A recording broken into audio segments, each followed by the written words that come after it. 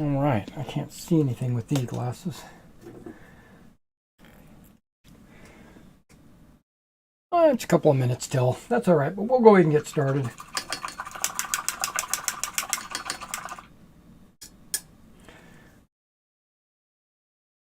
Hello again, everybody. This is Derek, and I am coming back at you with another Wargaming Weekly video. Wargaming Weeklies, what I try to do with them is like once a week, try to get on here live and just chat with my community. And while I do that, I try to work on something, so I'm not just sitting here idle. Now, I can't see the screen with my painting glasses because they've got a heavy magnification. Everything's blurry over there. So, from time to time, I will glance up at the screen and see if there's any chats. And if there are, I will do my best to reply to them. Also, I am painting some German SS 15 millimeter. Some of it might be off camera or, out of the field of view of the camera. That's okay because it's not really focused in on the figures. So you're not going to get a very good... This isn't a painting tutorial. This is just me working on models while we chat. This is a German SS commission that I've kind of been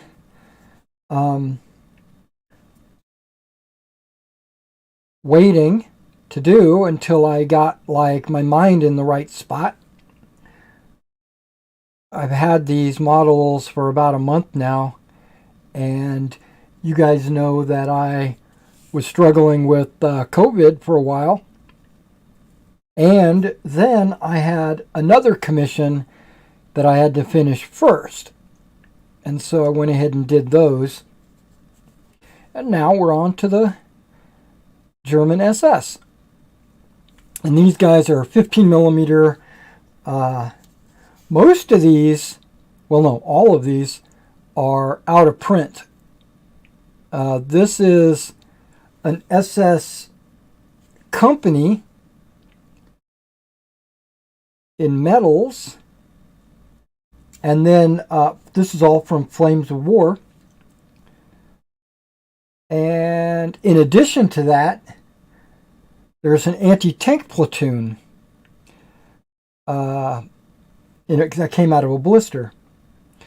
And the anti-tank platoon, he wants painted as just regular German infantry, not SS, or not in the P dot, I should say, because the SS that I'm painting for him, I'm going to be painting in P dot camouflage.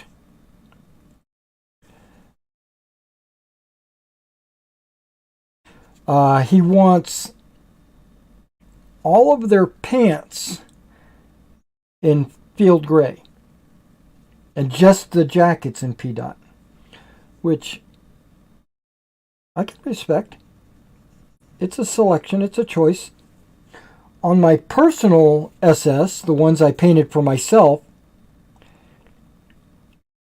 I did kind of a 50% field gray pants and 50% P dot pants. And then the jackets, I did about a third of my jackets in field gray and 2/3 in P dot. And then I basically just did a randomized, on each stick here, like I would do a random selection. And then when I went to base them, it was all random. I didn't put any thought behind it. So basically, Like, I didn't say, okay, I'm going to specifically put 2 of these down. I'm going to specifically put 2 of these guys down. The only thing that I focused on was the weapon system. Like, is he an NCO? Is he a machine gunner? Does he have a Panzerfaust? That kind of stuff. And I kind of ignored the uniform. So then the uniform came out as a random selection. Some might have more P-dot jackets than others, but that's perfectly fine. Perfectly fine.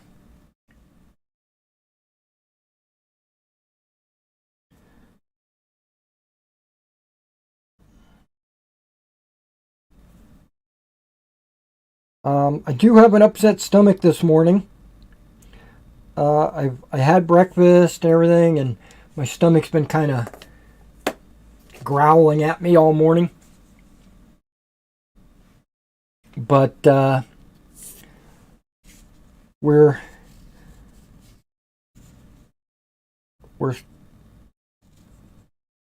nutting up and we're continuing on. We're, as we used to say, driving on with the heart on. Nut up or shut up, you know. Well, I didn't shut up, and I'm not really nutting up because I'm in pain right now. My stomach is actually hurting. It feels like it's in knots, like I've got a sore muscle or something, like I've done too many sit-ups.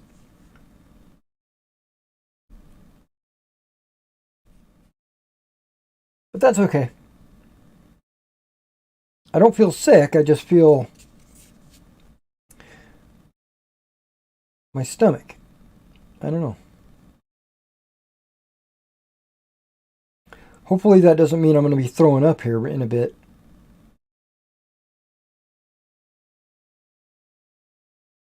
I don't feel like that's necessary. But I don't know what my body might be thinking.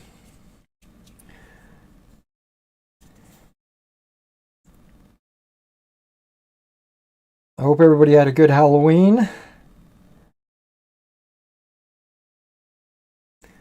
We had a bunch of kids come up to our door last night.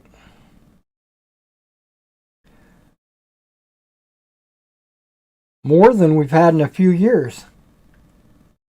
But I think maybe that was lockdowns or the, fear of getting out. Well, there was no fear last night.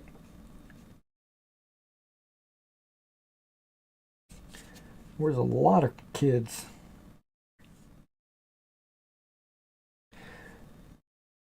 And we gave out Twizzlers. That's kind of to me, I think that's kind of an unusual candy to give out at Halloween. Which is good because a couple of reasons. They'll get something they don't normally get. Because normally you see Snickers and Milky Ways and Kit Kats and stuff like that. Chocolate, usually. And we gave away Twizzlers. Now, part of that was my wife found a really good deal on Twizzlers at our local store that she frequents. They were selling them like 25 cents a piece or something like that, and she couldn't pass it up, so she grabbed a bunch of those.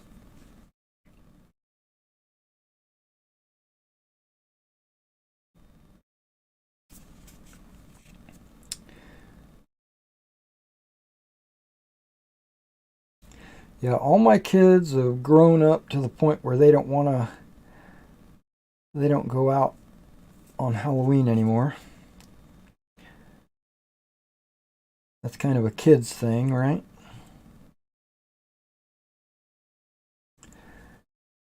Sometimes we'll go to like parties with our friends, go drinking and just hanging out and talking about BS.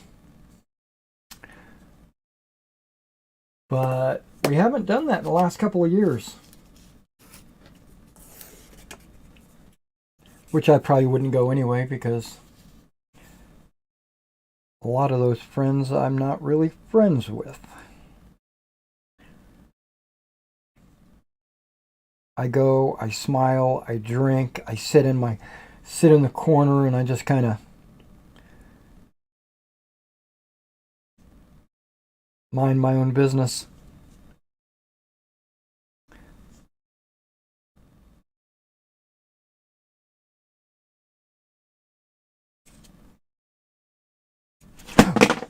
No! Okay. Hey, yep. Okay, good. They all stayed stuck.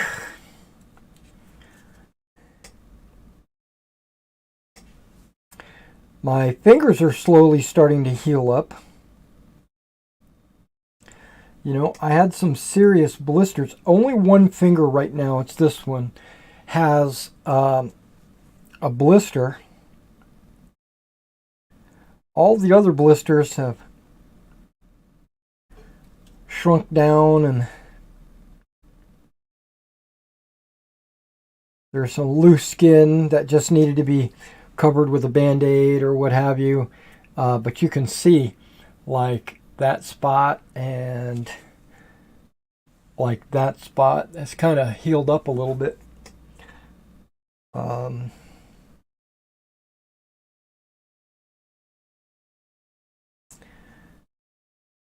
So if you've been following my channel, you've seen that I did a whole bunch of terrain this last week. And I just finished the vineyard. Did that a couple of nights ago. And that turned out really well. I mean, better than I expected. I made a vineyard like that a long time ago, when I was pretty big into Field of Glory, the Osprey Ancients game. I mean, Field of Glory is probably still a popular game. I just don't play it. It reminds me of WRG rules. You know, the DBA and DBM and all that.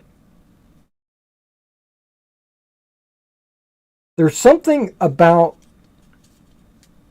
those rules that bother me.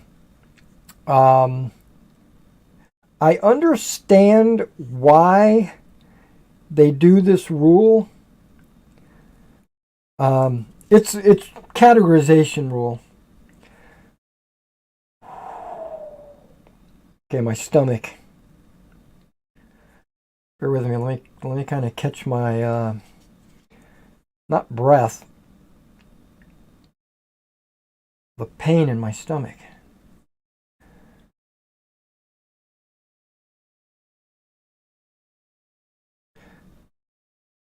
If I have to go use the bathroom, either to throw up or go potty, we'll take a break and I'll go do that. But right now I don't have to do that.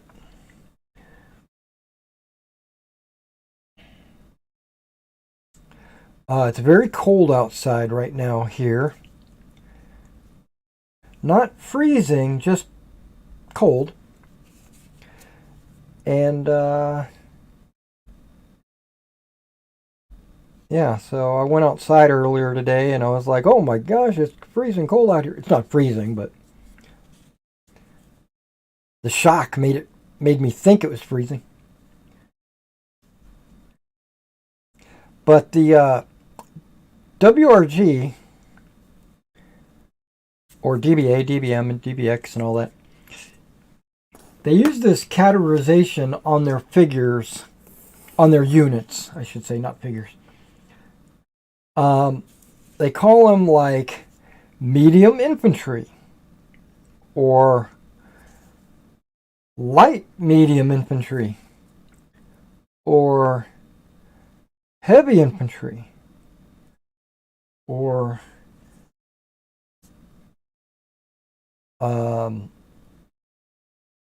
skirmisher infantry, light, medium, heavy cav.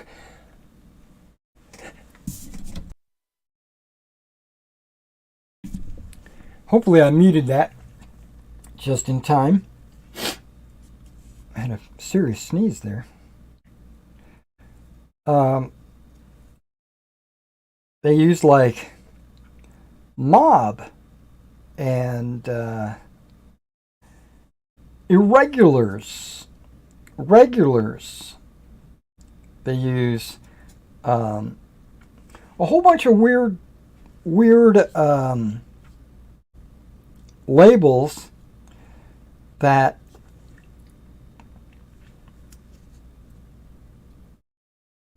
I felt was, and I still feel, is unnecessary.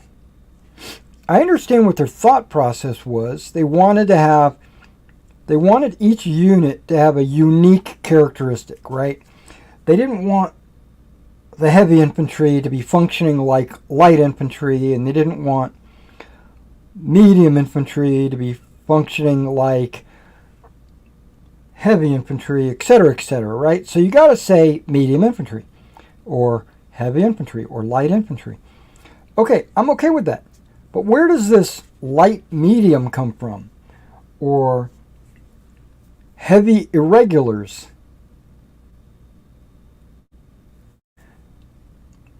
Mob heavies or whatever. I mean, it's ridiculous. Okay, sorry, I don't know why I got into that. I like Meg, Mortem et Gloriam. They uses a lot of the same conventions that DBA uses, like basing and stuff like that. But and even movement. Maybe the distances and the ranges might be a little different, but they measure it the same way, and it's almost like the Meg game designer played DBA and used some of those ideas that he liked and brought that forward to Meg. And then some of the ideas that he didn't like, he didn't, and he changed. And the things that he changed are the things that I would have changed.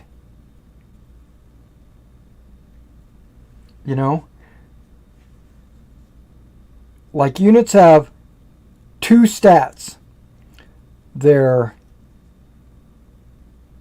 formation, like are they heavy, medium, or light? And they don't really call them light. There's no such thing as a light unit. There's close and loose. And then once you get lower than loose, you're getting into something called skirmish. So really there's only 3 formations. But then you'll throw something in there called flexible, which means a unit that can change from one to another, which is not hard to wrap your head around. Okay, well, I didn't mean to talk about that. That's not something that I wanted to talk about today.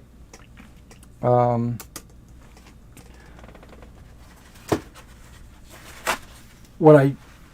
don't mind talking about it. I just didn't want to talk about it.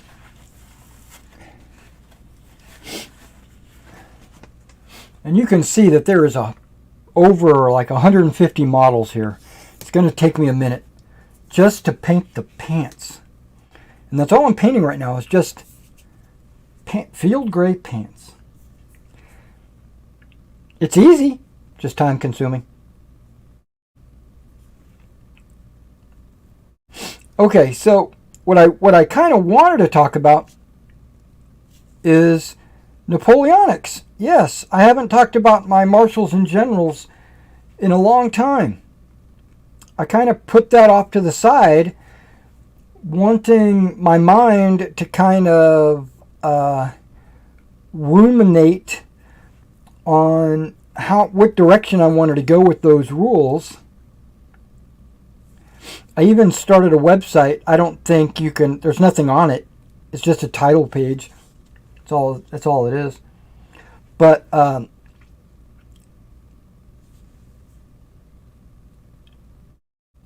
because I don't want to put anything on there that's inaccurate, and everything's still in flux. I really don't know how I want to do it. I pretty much have decided that I'm going to do basing 20 millimeters across, right? And 30 millimeters deep. 4 figures, two abreast, 2 files of 2. So there's 4 figures on a 20 by 30. And the reason why I chose that, originally I was going to do 40 millimeters in a single rank, right? And just put 4 figures across 40 millimeters. Very much like Meg. But this was before I started playing Meg. Because I think that looks more like a Napoleonic company being deployed on the field, right? It takes up like the proper amount of space on the battlefield, on the table, I mean, to scale, whatever my scale is, which is about 50 meters an inch, I think. I'm just trying to remember. It's been a while since I cracked open my Marshals and Generals. You would think that I'm the designer, I would know all these rules. Well, I don't, and the reason why is because I keep changing them in my head, right? Because I haven't actually settled on what I want to do. But I 99% have decided to settle on a 20 millimeter by 30 millimeter base, right? 20 millimeter frontage, 30 millimeter depth, 4 figures. It's kind of a square base. Not square really, because it's 20 by 30, but you get the idea. And, okay, yeah.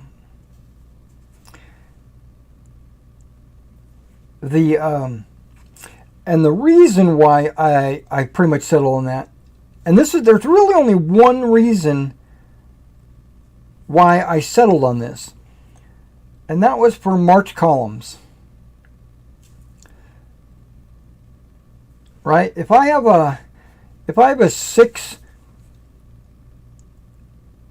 base unit, which it doesn't have to be, it could be 1 base, it could be 10 bases, it could be whatever.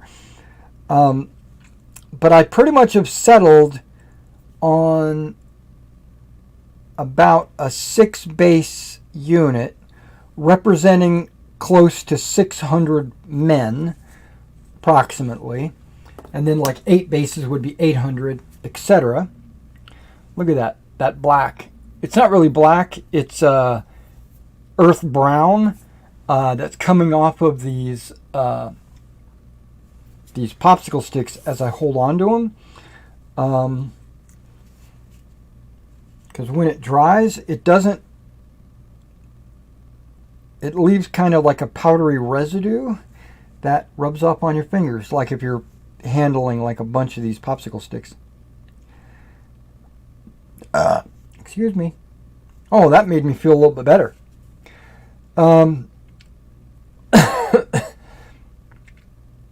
Maybe I have gas and I just gotta let it go because my stomach is kind of hurting.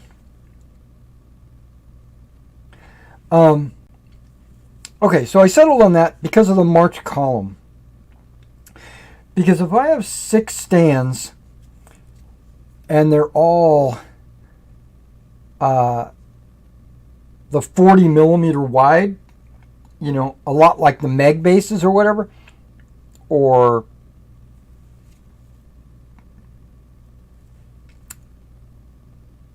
you know, the accurate, I can put them in a March column. That's no problem. I just put them back to back to back to back, and you get a March column. It's just 4 figures wide instead of 2 figures wide.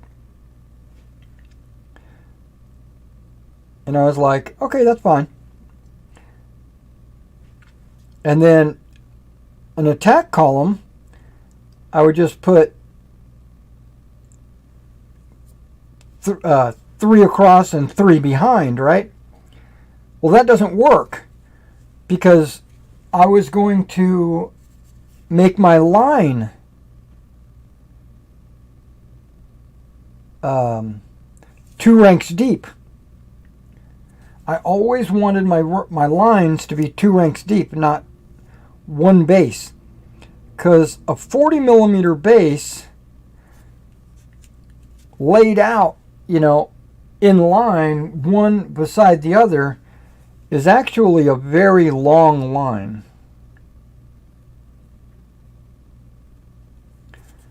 It's a very long line.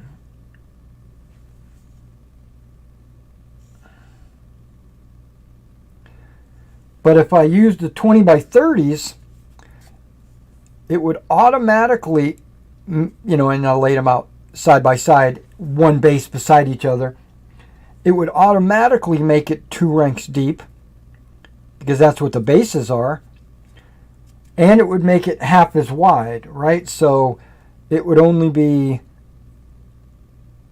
6 times 2, or I should say 6 times 20, instead of 6 times 40.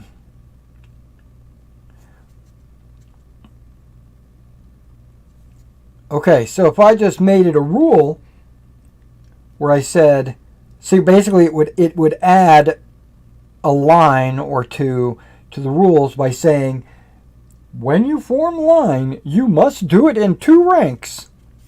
Well, now I don't have to do that. I can just say, when you form line, you just put them side by side. You just form line. I don't even have to really say it. Every gamer already knows it, right? And then when I form column, attack column, I can go 3 wide, 2 deep. And what that'll be is it'll be 3 bases wide, but it'll technically be 4 ranks deep, right? Figure-wise.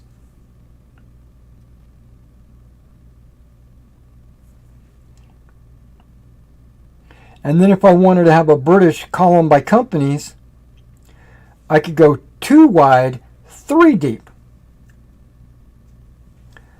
Right? Because the British had this formation for moving on the battlefield that wasn't, it was column by companies.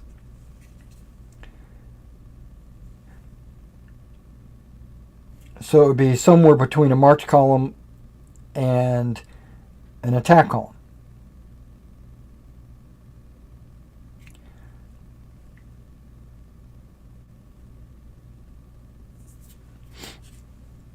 Okay. And, okay, right now we're still talking about marshals and generals. There is something else I wanted to talk about here in a little bit. It's valor and glory. What is it called? Hang on. Okay, I can't read my screen without the right glasses. It's a Perry miniatures game. They just released the 2nd edition. It's not under Ancients. Where'd I put it? Waterloo Project? I think I might have put it under Waterloo Project. Valor.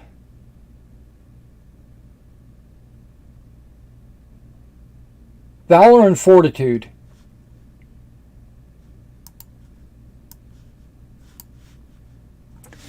Okay, so apparently Perry Brothers with, I think, Jervis Johnson released a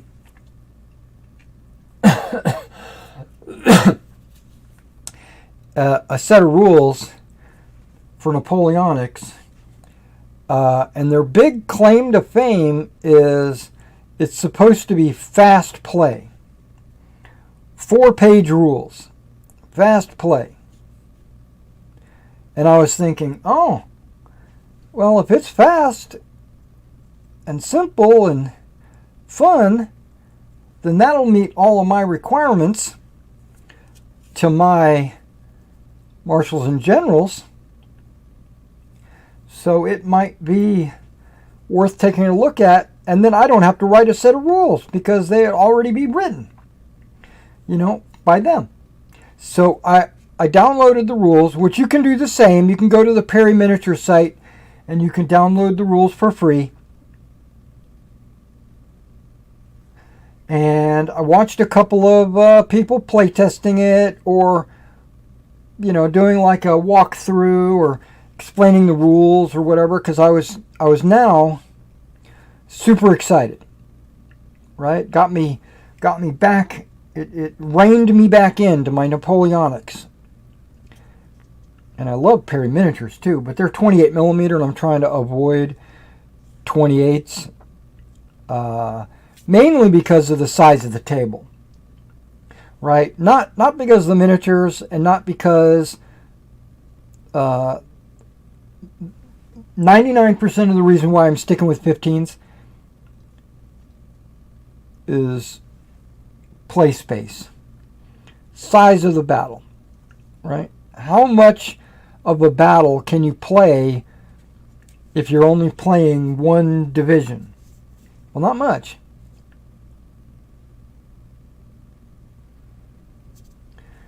Because Waterloo, or I won't even use Waterloo. Let's use Quatre Bras, because that's kind of a smaller battle. There was at least 5 or 6 divisions just on the French side, and there was probably the same on the British side.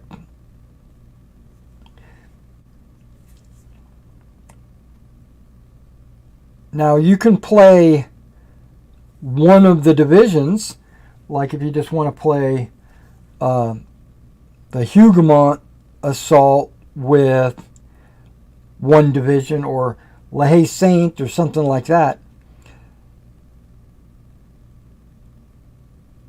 And that's valor and fortitude, right?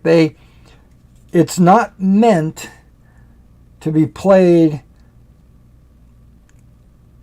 with a huge number of units on the table, not unless you've got some kind of huge battlefield.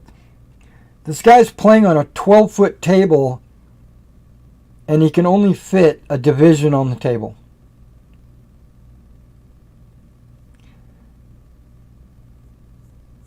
Right? And it's aimed at playing about a division at a time. Well, maybe I lie. Maybe he had a corps. Maybe. Yeah, because he had multiple brigades. Yeah, most divisions only have like 2 brigades unless you're British.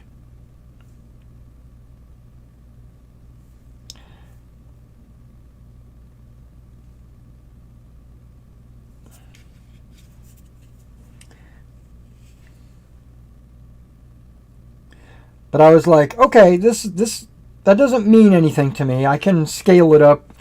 Or if I'm playing in 15 millimeter, I'm going to be able to fit a lot more figures on the table. So I'm not concerned about that. Let's see the rules. Let's see how they play. Well, they remind me of Black Powder.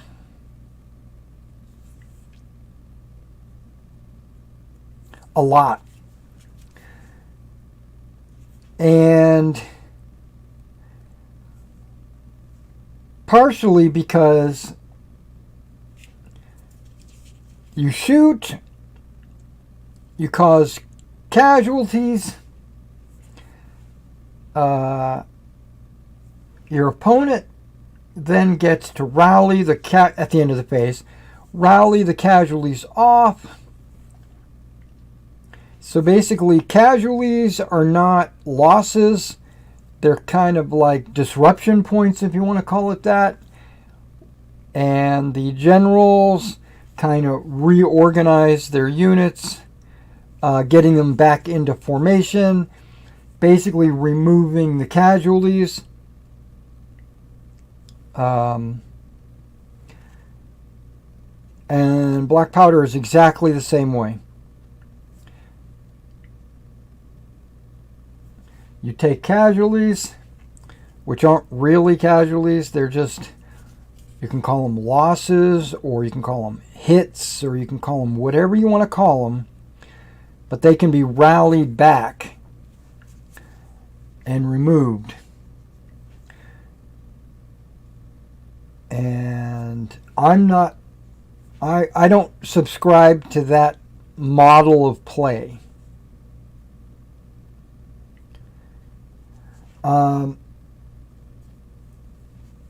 Removing casualties is okay. I think it's okay, because I do think that losses on a unit, like people getting killed or blown up or whatever, your hits are some of that, but they're also, the unit wavering, or like you see the guy in front of you get his head blown off, and so you hesitate, or think about your life choices, and that's where the second hit comes from, right? So I think it's a little bit of both. And so I think rallying is an okay mechanic where you can reorganize your troops or whatever.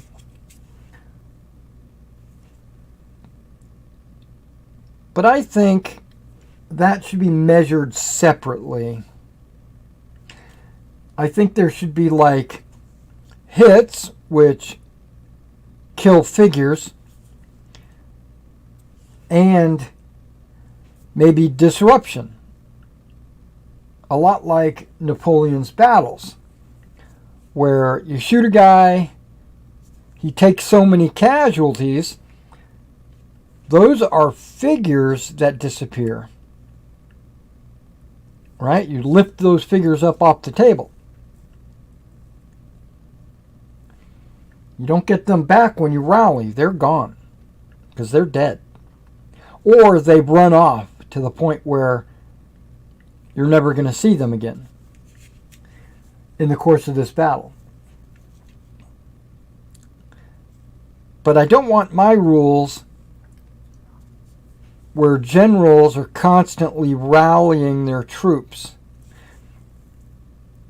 I want it to be faster play than that. Meg satisfies my itch when it comes to that. And as you know, I've been talking about this for years with my Marshals and Generals write-up, that I don't want a unit to break, me move it back 27 inches, and then me have to move a general over to that unit and rally them, have them routed, and then now recover from rout, and then have to move them back up to the fight, and most of this desire to not do that comes from me having played Napoleon's battles. A lot of you might know I consider myself an expert Napoleon's battles player. Undefeated, world champion Napoleon's battles player. And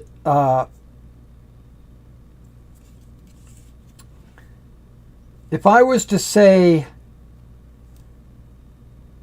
if I was to guess how many Napoleon's Battles games that I've played,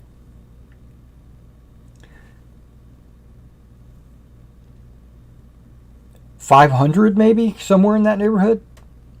I'm kind of just estimating right now. 400 or 500, something like that. How many have I lost? 10, 20 maybe, out of the 500. But that doesn't mean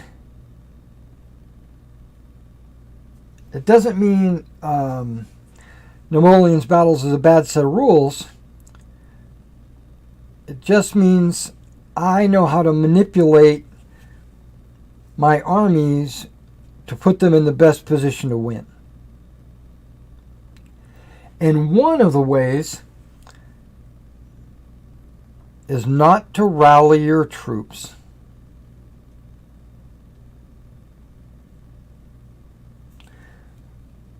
I learned this early on, that if you get a broken unit and it runs back a huge distance,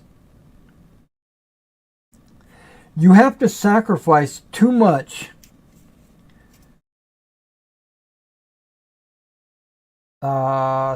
of your momentum, with your generals controlling your army. You have to sacrifice too much of your momentum to go back and rally those troops.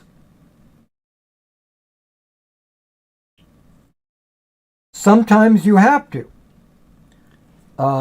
because your army is close to its army breaking point or something, and by rallying those troops, you recover your fighting capability.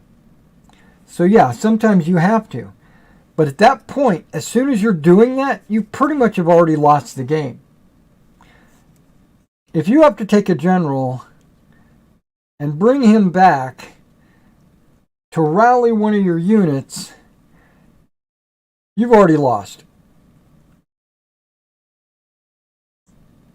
There's very rare that when you drop a general back to rally the units that broke,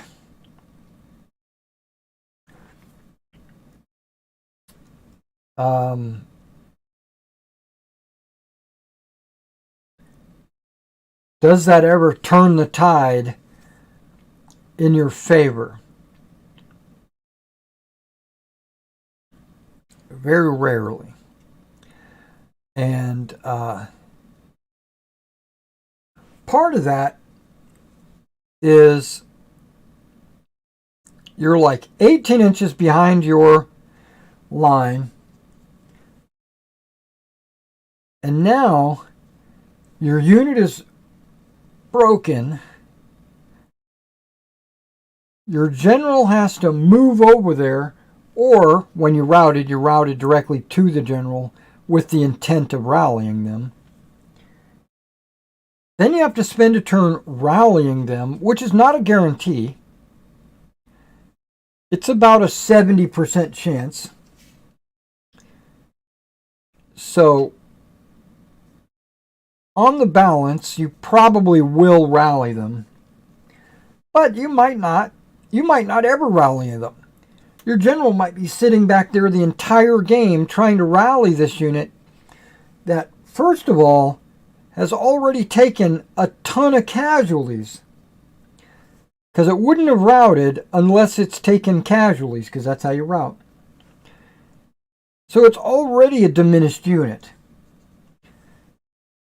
Then, if you successfully rally them, you spend another turn not moving to get rid of the disorder.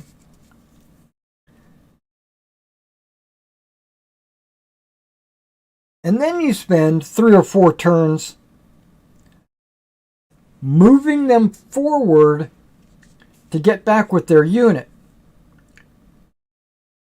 To be able to do that, you have to put a general back there so that they would be in command. What does that do? That takes your frontline units out of command. So my point is, through experience, if you don't absolutely have to rally those guys, don't even bother. You're just wasting your time. So in my set of rules, marshals and generals, when a unit routs, you pick up the unit, it's gone.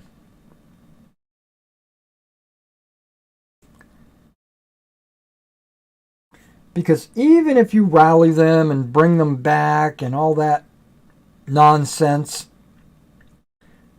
you're not really accomplishing anything. So just take it out of play. The player doesn't have to worry about it.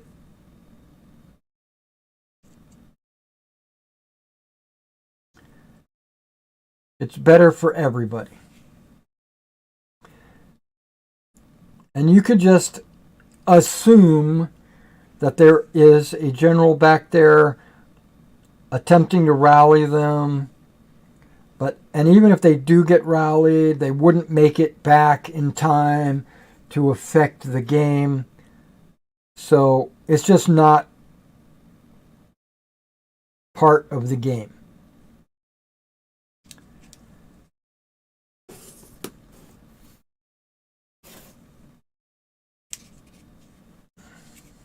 Okay.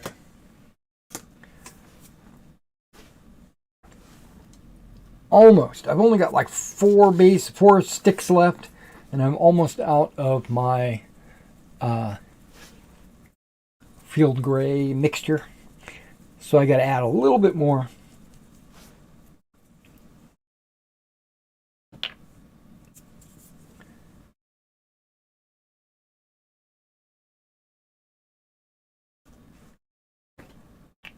And I'm using German Field Gray, World War II. Model color Vallejo.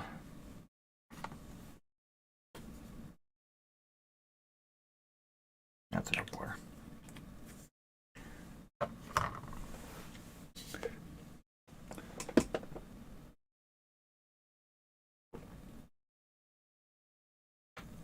Now this monster Ultra Strawberry Dreams, 0 sugar. It is carbonated, so maybe it'll help me burp.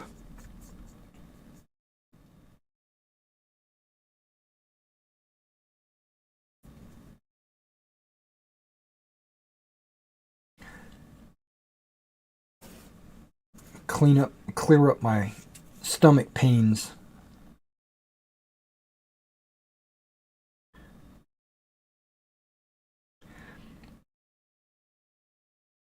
Okay, so I pulled up this Valor and Fortitude from Perry because I had high hopes that their 4-page rules would be exactly what I'm looking for, and it's not. Well, first of all, it's about 50 pages. It's not 4 pages. That's a lie. And this is why I say it's a lie. Technically, it's not a lie, but it is a lie. Or should I say, I fact check. Fact check. The reason why the PDF is 18 pages.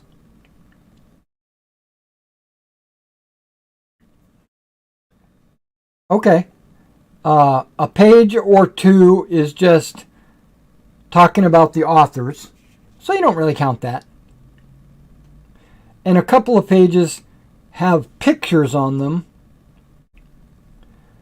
but this is where I say it's a fact check. If the pictures are there to clarify a rule like showing you how a unit is supposed to be spaced or how it's moved or something. Well, technically, then that's part of the rules, in my opinion. And, okay, I might have watered this down too much, so we might have to go with a second layer on these guys.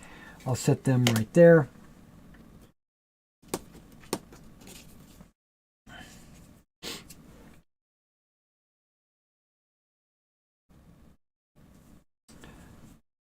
And they have separate downloads that are the army stats for like the British or the Prussians or the French or the Brunswick or whatever.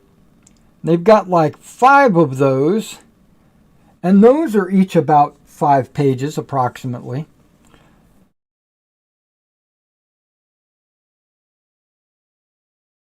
So that's 25 pages plus the 18.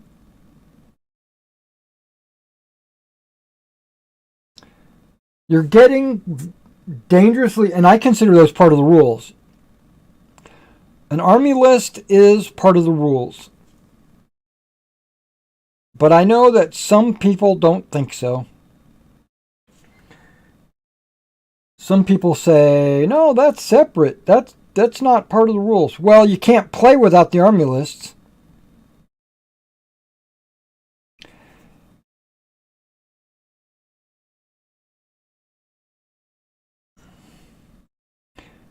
So it winds up being about 50 pages. I'm just going to average it out. Because there's errata, campaign rules, all that stuff. So let's just say 50 pages. It's not 4 pages.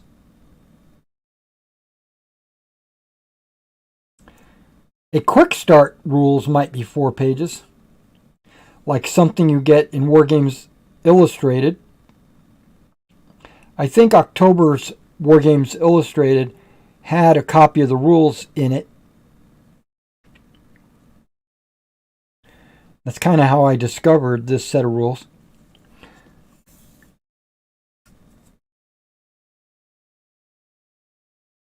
Well, I think the rules are very nice. They're top notch, 100%. I like them, right? I do like them. But they're not for me. They remind me of black powder, which I like black powder quite a bit. Actually, I like black powder a lot. I mean, an incredible amount of I like a lot.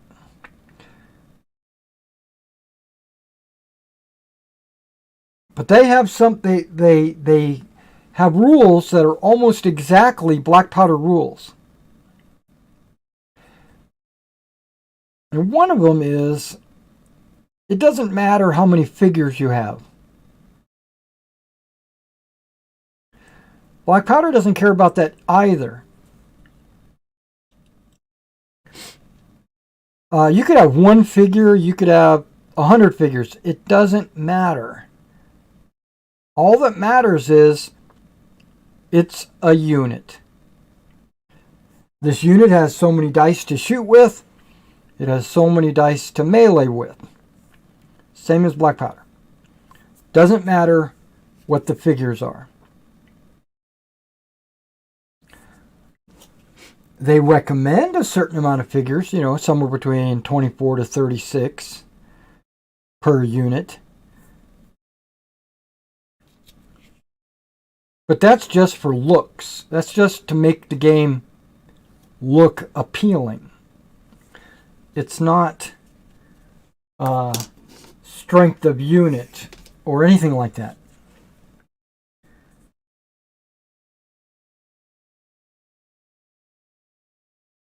I don't subscribe to that. Black powder does the same thing. It's one of the rules about black powder I don't like. Same thing with Hail Caesar. I don't like units just being a generic size and just calling it a unit. Now, in black powder, they do have small, medium, and large units. Well, they call it small, standard, and large. They even have tiny. Tiny is always in skirmish formation.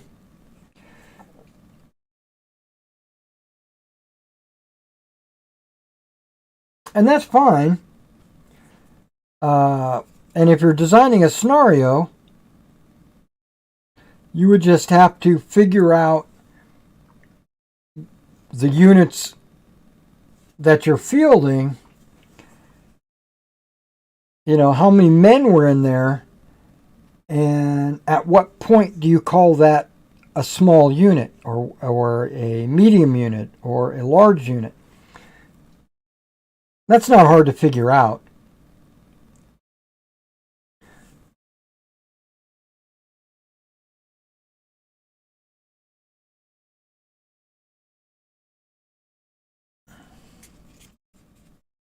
Okay, I'm jumping all around on these figures. I probably should not. Okay. Let's get back to doing it the way I was doing it for the first 15 sticks.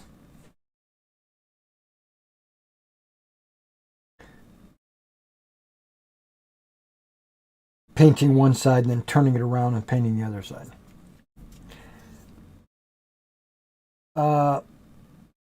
So you have a number of dice that you shoot with, and then you have a number of dice that you melee with, and they have some interesting modifiers for shooting and for moving and melee. There's a lot of interesting ideas that they have thrown out. And yeah, I'm going to evaluate those ideas, and maybe I can use them in Marshals and Generals. Now,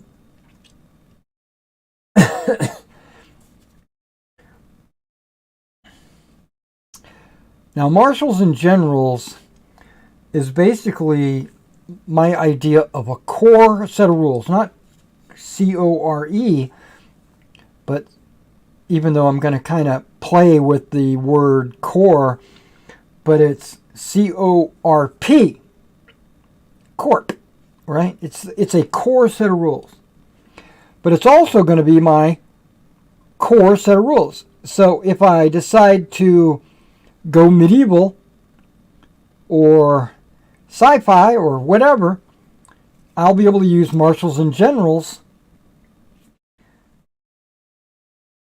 as my starting point. But it's also for a core on the table. Now, having said that, that's still not all of Waterloo, right? Because that would require like 5 cores or more on the French side. And I don't even know how many cores the Prussians brought to the table. But you wouldn't be able to do a Waterloo. Woo. That's why I didn't paint it, because the machine gun was in the way. Okay. But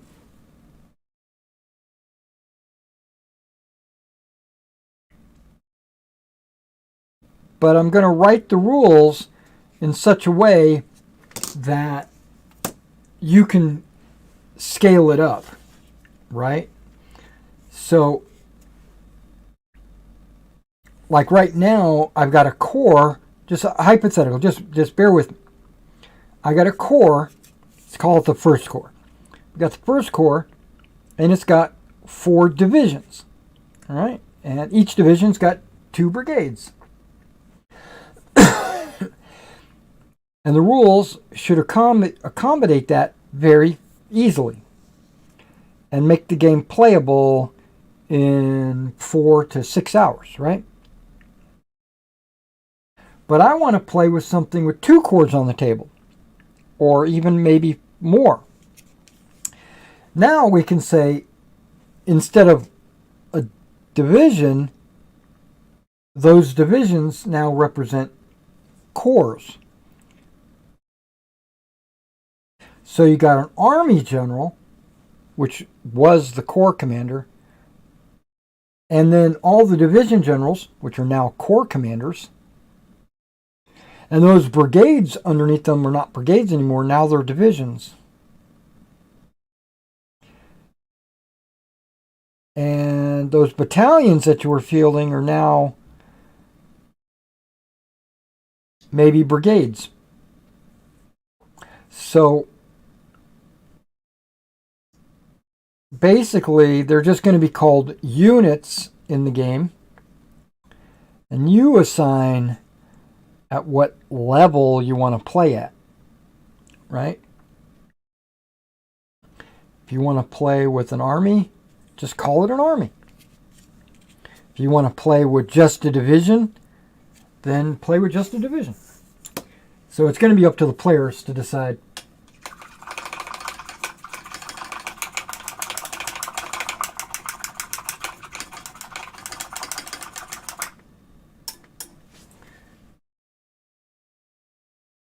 But I wasn't prepared to talk about valor and fortitude today. I did want to kind of do like a rules first impressions or something like that. I might do a video on that.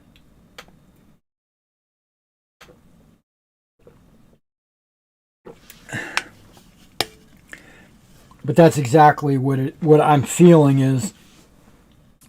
I'm feeling it's not, I'm not going to say not fast enough, but there are some roles in that rules that are unnecessary, right? And any unnecessary dice rolling, to me, slows the game down, right? Like, let's use Warhammer 40k as an example. I have to roll to hit. Okay, I've hit. Now I have to roll to wound. Alright, so I wounded. That's based on the strength of your weapons or whatever. Or warriors. Now I have to roll a saving throw based on the armor that they're using. I understand that's actually fairly understandable. And it's a good way to resolve a variety of different styles of units, right? Because you might have a very weak unit, but it's very accurate. So they get really good chances to hit, but it's really hard for them to wound. And then on the defense side, maybe you're shooting somebody with no armor. Or maybe you're shooting somebody with a lot of armor. So I understand that's how they categorize all the different attacking and wounding and stuff like that. But as a general rule of thumb, I consider Warhammer 40k or fantasy to be a skirmish game. And the reason why I say that is because one figure represents one person. One figure represents one monster or one, space marine or one halberdier or whatever. It represents one guy. Even though they're fighting in groups, that doesn't make it a unit game. That's still a skirmish game. Because you might have one monster flying around or something like that. So that's a skirmish game.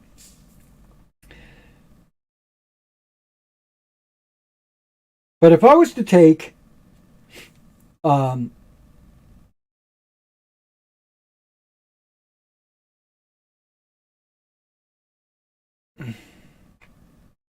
but if I put it in the category of Napoleonics, they're all human beings. The muskets all have the same damage, you would think, close enough. There might be rifles that shoot further or something like that. But they pretty much are musket balls, human beings, So you don't need a roll to wound and an armor save, right? That's all. You can extrapolate the roll to wound because it's the same for everything. You can intermix that into a roll to hit. So you just make a roll to hit, and that's how many wounds you do. There's no armor saves, right? Boom. Unless you get something like a cuirassier, or, in the Ancients you got chain armor or something. Those guys, I could see maybe doing an armor save or something. But for marshals and generals, we're just going to do a roll to hit. That's how many wounds you do. Now, when you're wounding a unit that represents 600 men, you're shooting with, hypothetically, you're shooting with maybe 600 men. And let's say you do 4 casualties. Well, that's not 4 individual men that died. That's 4, in my opinion, 4 figures that died. Now, I'm trying to kind of decide if I want to pull models off the table. I think I do. I think I want to, for every 4 casualties, you pull a base. That's going to make the units shrink. And then when they get to a certain amount, they immediately just evaporate. Right? There's no like routing. There's just destruction, which we'll call it routing because it's less painful.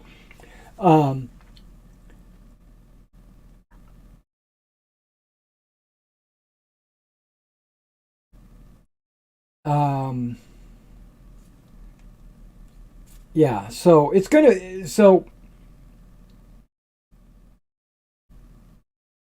definitely gonna be that. Now the question is, how many dice do I roll per one of my stands? Because it's going to be a number of dice. That's how I'm going to determine firepower, is how many dice you get to roll.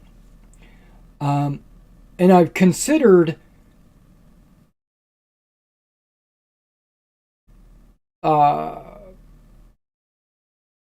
adding to the number of dice instead of adding to the target number. I've been thinking about just making it a hard target number, and you get variable amounts of dice based on situations. But that falls apart, I don't know I don't know how I could justify a whole nother die being added. Artillery, I could say, close range gets an extra few dice because of the grape shot or whatever. Long range doesn't get as many dice because of the inaccuracies or whatever. But the target numbers never changed.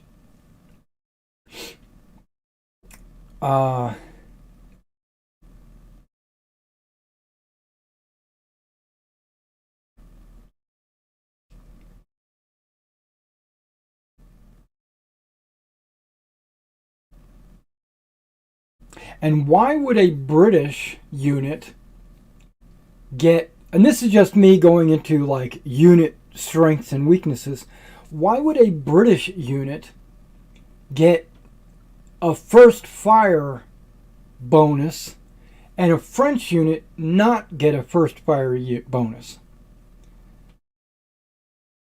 I think all units should get a first fire bonus.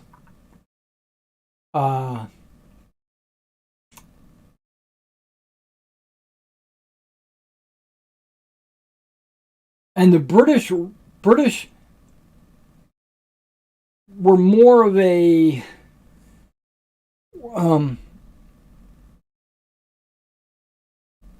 I love me some British, don't get me wrong. But I just try to evaluate why certain units in certain game systems get bonuses and other units don't. Now, a British unit and a French unit should fire the same, right? The muskets are not so much different that there's not going to be a change. And a soldier is pretty much a soldier. But I can understand a militiaman not shooting as good as a regular. I can get that. Or I can get... And so I've been thinking that I would categorize my units as like irregulars, regulars, and veterans. And that will give me a bonus dice or take a dice away or something like that, where the default is regular, obviously.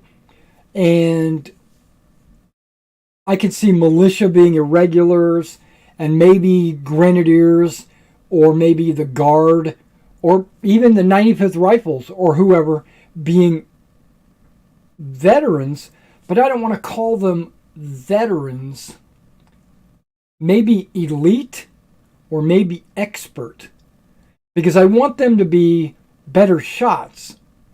I don't want to have that impact their morale, right? There's a lot of different rules that I've been trying to fiddle with. How many dice? And then now I'm trying to decide, since I am going to be pulling bases off, then I want my shooting to be based on how many bases you have. I was thinking 1 die per base, right? So a unit in line would get their full firepower. But a unit in column is only going to be able to shoot with their front rank. 3 bases maybe. They're getting half the fire value. But they're going to gain a couple of bonuses for being in column. One is movement. They're going to be able to move further than a line. And they're going to have a narrower frontage, right? So I could put 2 columns side by side, get the same firepower that a line gets, because I got 3 here and 3 here, that totals 6, and they get 6 because they're in a line. It would just require that I have 2 units to get the same firepower. And then when you make melee contact, now I've got 12 models fighting, or 12 bases fighting 6. So they're going to get a larger... Like, I want to give them... They're still only fighting with the front rank, right? But I want to give them a rank bonus. Because, like, if they have 2 or more ranks, they get, like, an extra die, right? Something like that. Because, historically, the French columns were pretty deadly.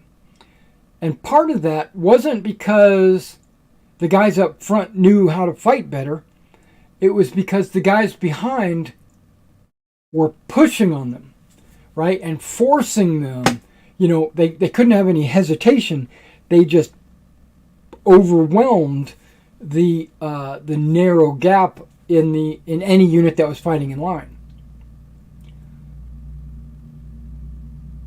But lines, or line formation, should have a bonus over a column, right? So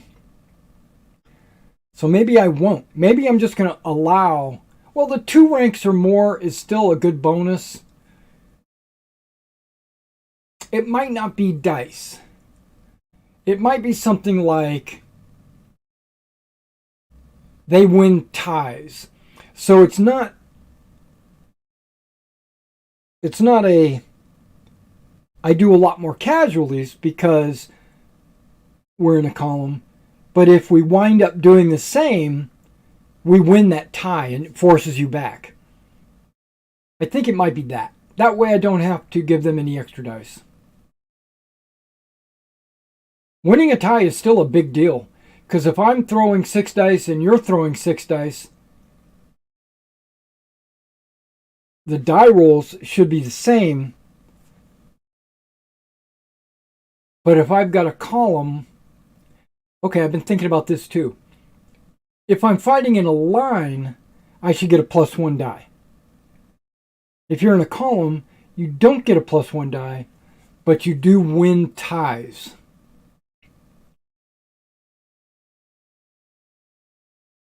I don't know, just things I think about. Okay, I'm still not set, but I am gonna, I have overcome one definitive rule, and that's formations and the base size, the base widths, how many figures, and I am going to kill figures. We're not going to mark, because I thought about this. I thought about the Hail Caesar way or the black powder way to do it, and that's just to put tokens behind a unit representing losses, but the unit itself doesn't ever change. So you could have 6 losses, but your unit is still the same. I don't agree with that. I think figures should come off the table.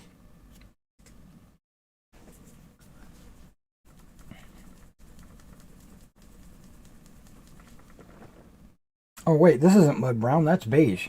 This is mud brown. Okay, we'll put the mud over here. Okay, mud brown, AK.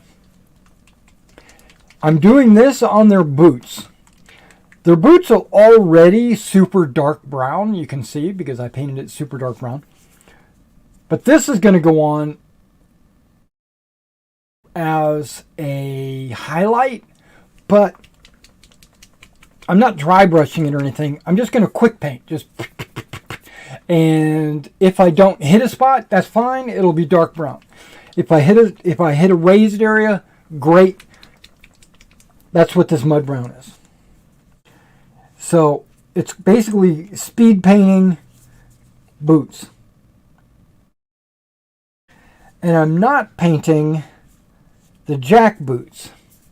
Anybody that's wearing a jack boot, like some of the officers or whatever, I'm going to paint those with a dark gray later.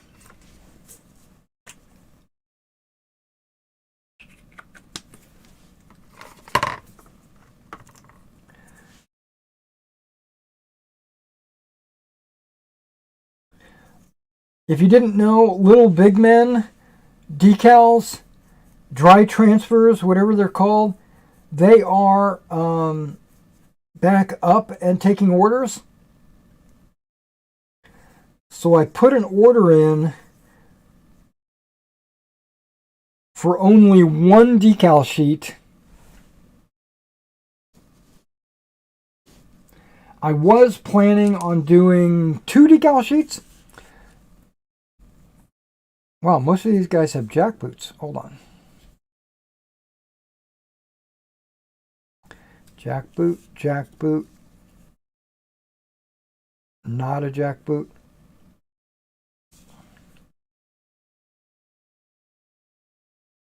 Because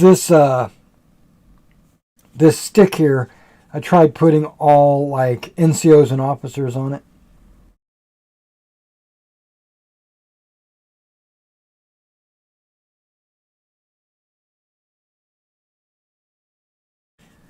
Jack boot, jack boot, jack boot,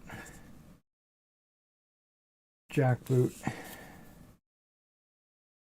Not so much a jack boot. Okay.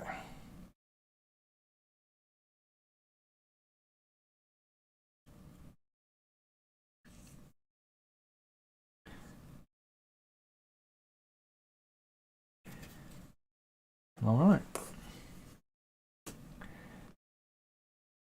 Yeah, so, and the reason why is I ordered 1 because I have some forged in battle Romans.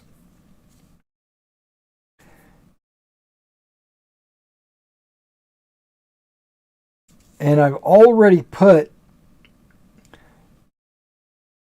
some decals on one of the Forged in Battle Legions that I put together. But the second Legion, I didn't put any decals on just because I've been doing the commissions. And basically they're just sitting, waiting for me to get an opportunity to put some decals. I plan to do all the decals first. So if there's ever a time where I'm just sitting here, not painting or just, relaxing, I might be cutting decals out and mounting them on my Marians, my Caesarians.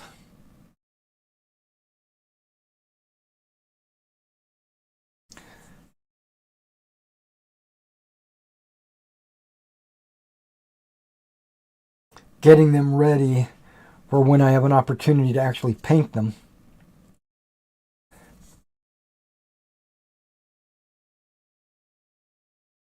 Now, once I get my Marians painted,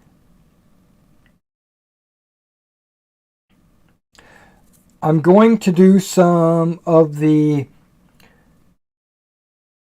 scenarios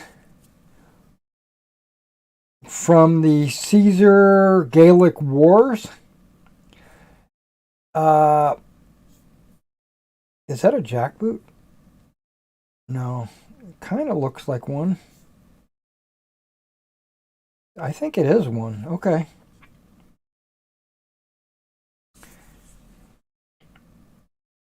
He's an engineer. He's carrying I call him an engineer, but he's carrying a bundle of grenades. You know, that German concoction where they take a whole bunch of potato mashers and they strap them all together and it looks like a giant potato masher. That's what he's carrying. Yeah, so I'm planning on doing them solo.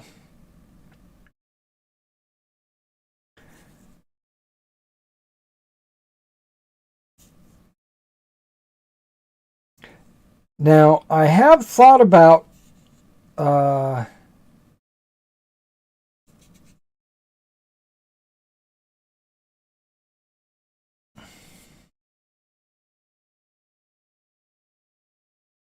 it's a jackboot too. Okay.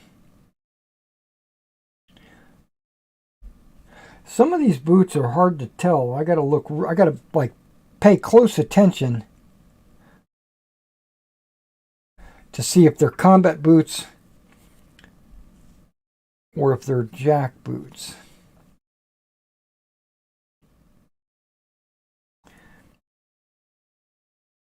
Because the Germans wore this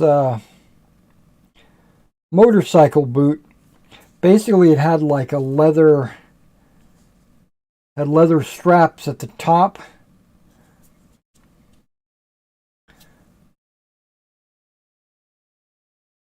That went around their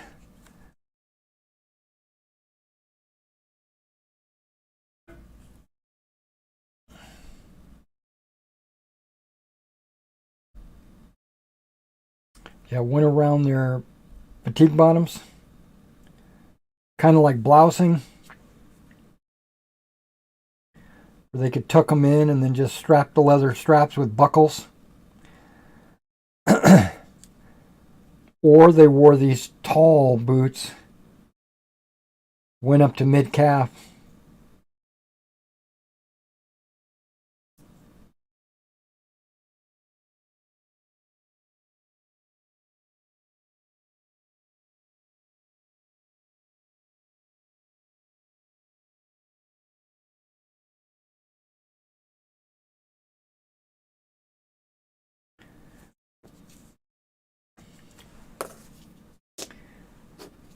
Which I guess we'll do next.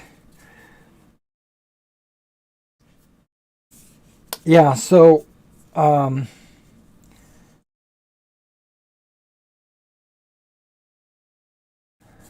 have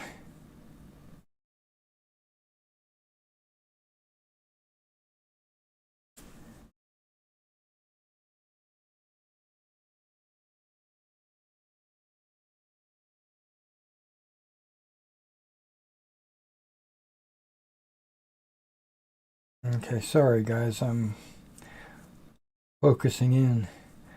I have the Hail Caesar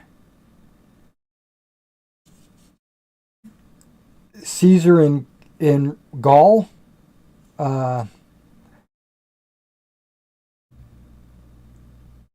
Campaign supplement where you can run, like, I think it's got like 12 scenarios and you can roll them. You can play them all like in sequence and tally up your wins and losses at the end to see who won the campaign. And it's mostly against Germanic Gauls, you know, like Vercingetorix and all them guys.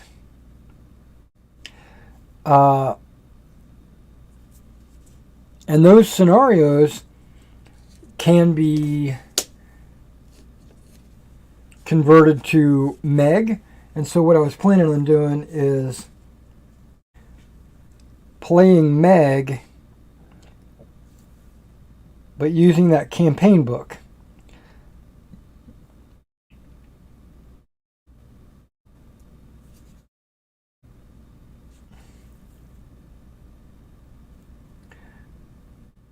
But there's a new book that just came out. I ordered it. It'll be here in a couple of weeks.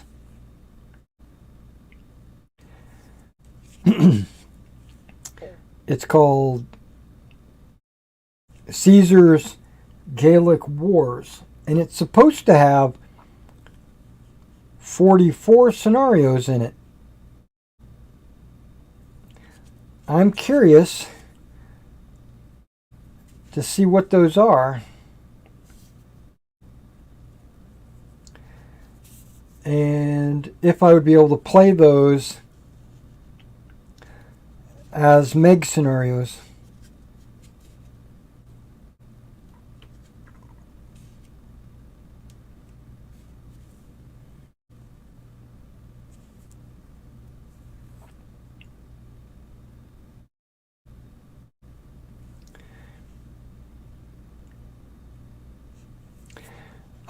I ordered 3 of them. So I plan to sell them. So if you're interested in the... I guess I'm going to do a review when I get it in. Because I'm actually excited for that book. I think it's like $40, $39.95 or something like that. And with 40 scenarios and a bunch of other army lists and stuff like that, I suspect it's going to be extremely thick. So I want to do a review of it, but they're also going to go up on the store.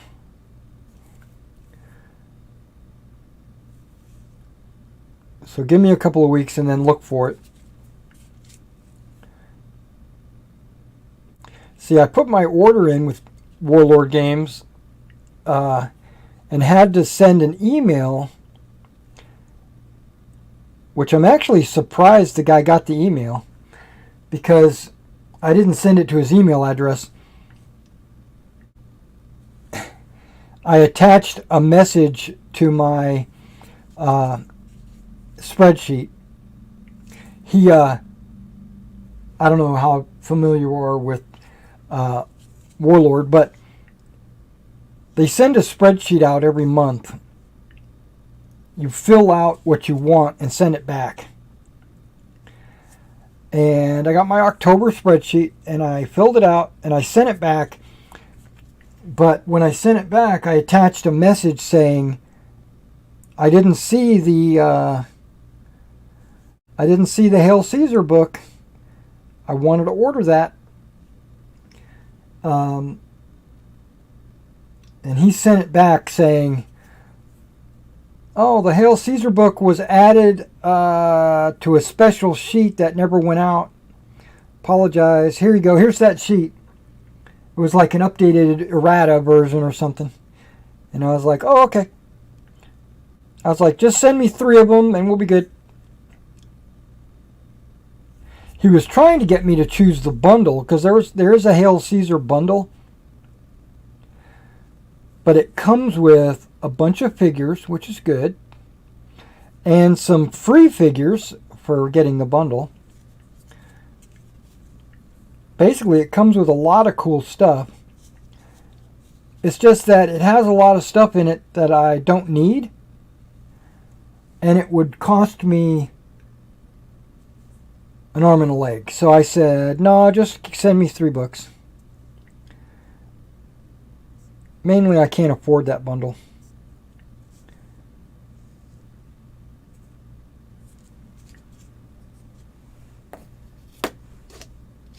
So we'll see how that goes. Victrix. I ordered a bunch of stuff from Victrix. I mean, a lot of stuff. Like $800 worth or something like that. It's a lot of models.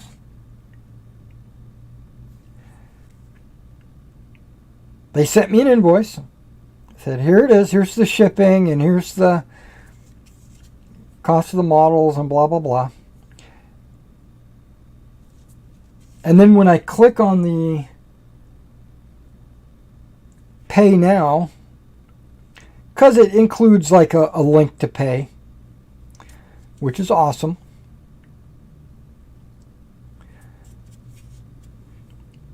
I get an error message saying my payment method has to match the account. And it does, because I'm paying with a business card. But they came back and said, because I sent them a message saying, I don't know if this is an error on your part or my bank or what, but I got an error, so I can't pay. And they were like, oh, that's a problem with our website. We're working on fixing it. If you could, just send a payment to our PayPal, which I've done in the past. But now that I've got this card, my card says you can't send it. Well, I could still send it, but it wouldn't be considered a business purchase. It would be considered a transfer to a friend, and they charge me interest on that. Right? Because I'm just transferring money to an email address. So there's a little problem with my Victrix order. Hopefully I don't have to call them and say, just cancel it. If it's not done by, I think they said November 6th or something like that, that's when my payment is due. I'm looking at it like this. If they don't fix their website by November 6th, then I'm just going to cancel that order. And just keep it on file and let me know when you get your website fixed. Because I should be able to pay through the website and get my business card rates. Okay, that's not supposed to be brown.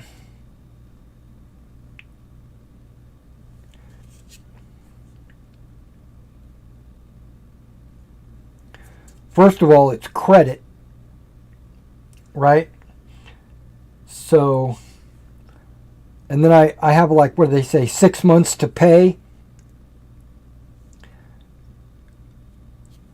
through my credit card with no interest. That's pretty good. That means I'll get the product in, and then as I sell the product, I'll pay on the card. And hopefully I sell enough in 6 months to pay it off. If not, then I'll just have to go out of pocket.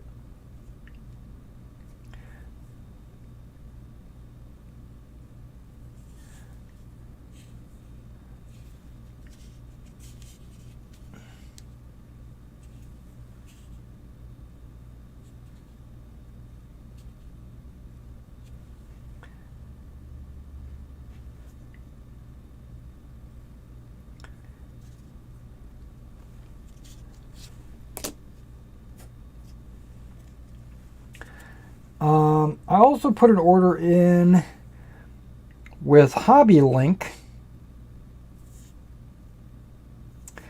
Hobby Link is where I get my modeling supplies, you know, like flock and paint and stuff like that.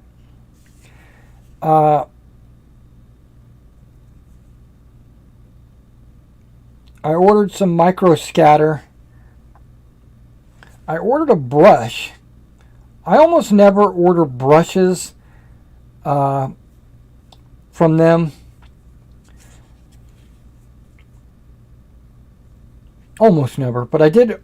I mean, it would be like, I've got maybe 4 or 5 brushes that I've ordered through them. But this is not really a, it's not a figure, it's not a painting brush. Well, it kind of is, but I'm going to use it as a glue applicator on large models like terrain. It's basically going to be this giant brush.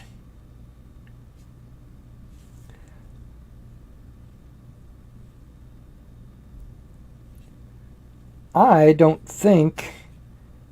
Okay, we're going to do that while I'm looking at it. I think I missed a spot on my field gray.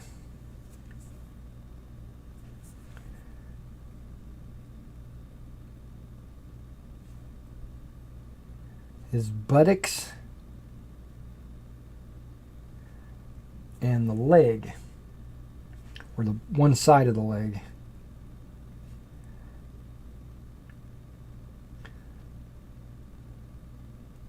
Okay.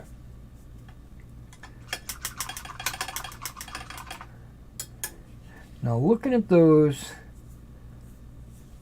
boots, it's hard to tell if they're combat boots or not, so I'm just going to make them combat boots.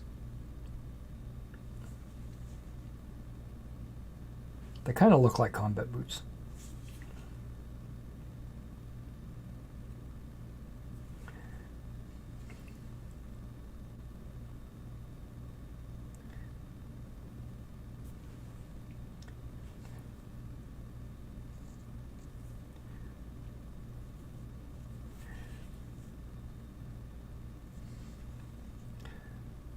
Yeah, this SS company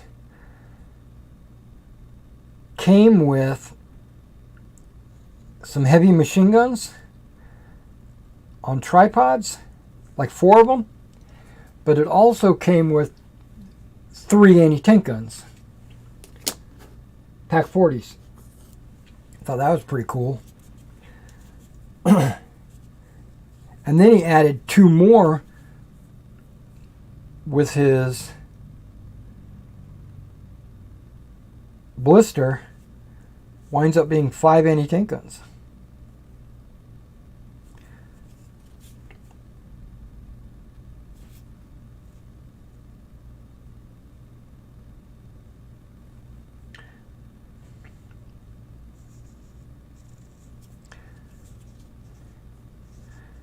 If you are interested in me doing any commissions for you, drop me an email and I will send you a price quote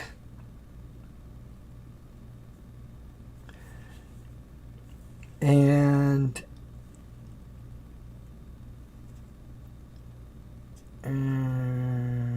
those are jack boots. Okay.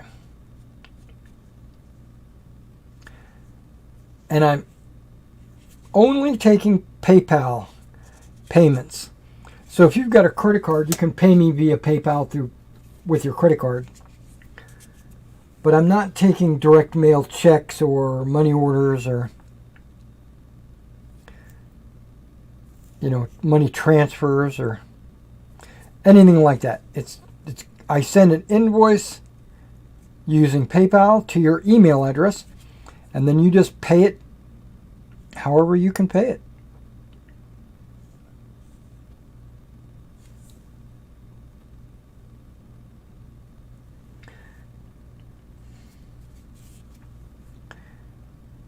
I have a 30-day to pay, so you can take your time.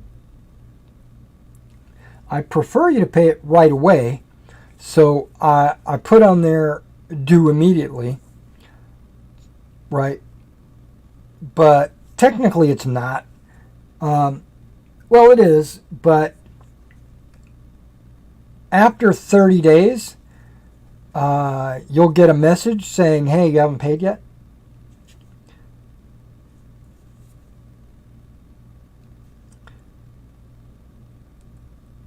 I haven't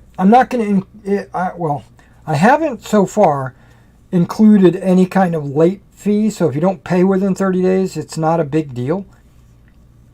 I mean, it is, because your miniatures have been sitting on my shelf for 30 days, ready to be mailed out, and I don't mail it out until you pay. And this is something everybody should know. After 60 days, I stop asking for payments. Basically, I consider the project abandoned.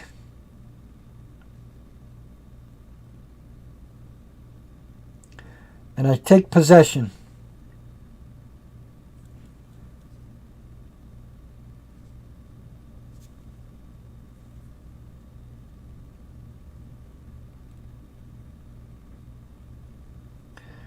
I mean, I'll contact you and say, hey, it's been 60 days. Are you abandoning this? Are you paying for it? What's going on? You know, and if I don't get a response or whatever, then at that point I consider it my property and I'll sell it.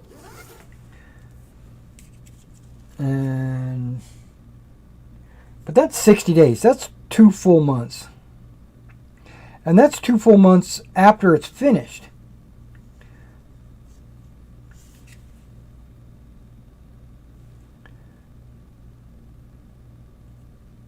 So don't send me a commission that you're not going to be able to pay for. That's one reason why I give you a price quote at the beginning. I let you know. I say, okay, if you send me these miniatures, it's going to cost you this much money.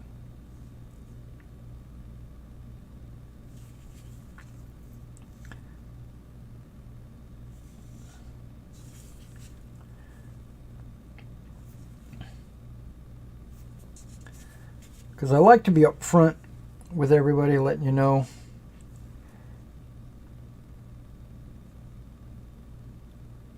what's up.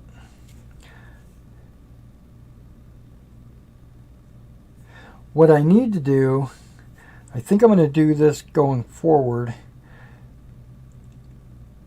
because I've been typing it on the invoice each time, and I think that just, I probably could make a form and then copy and paste it, but I think what I want to do is make a form and then include the link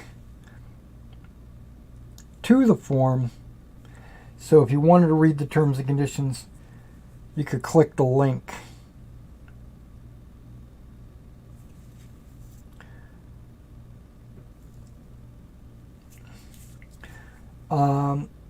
And that link will not only give you terms and conditions, but it'll also give you like an updated pricing scheme. Because I have an updated pricing scheme for myself. Like, I know how much I charge.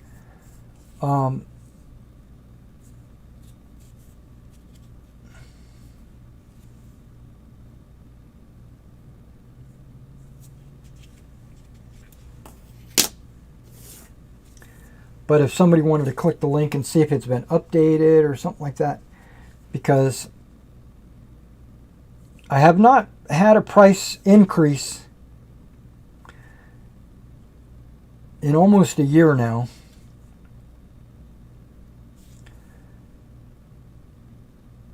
And over the last month, I've been thinking I might need a price increase.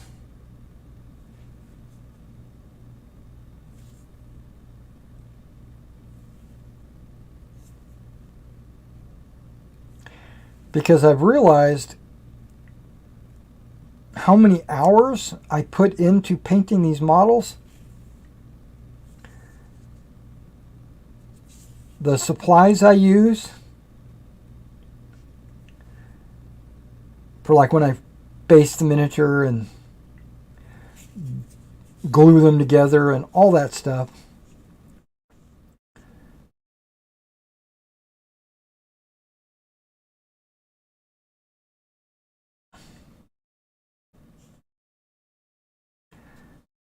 I'm not charging enough.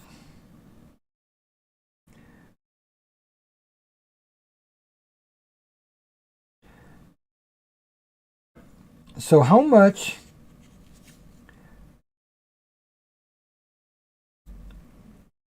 do you make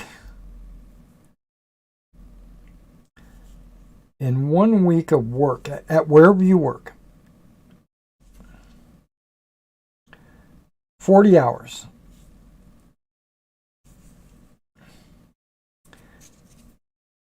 I sometimes put 40 hours in, sometimes a little less. Sometimes I'll put 8 hours a day. Sometimes I'll put 10 or 12 hours a day. Just depends on my mood and what I feel like, if my stomach is giving me problems.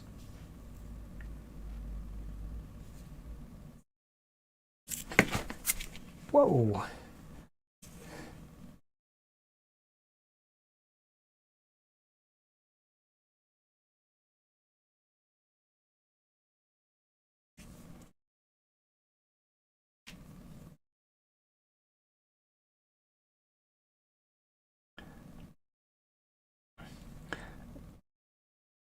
So let's just do the math.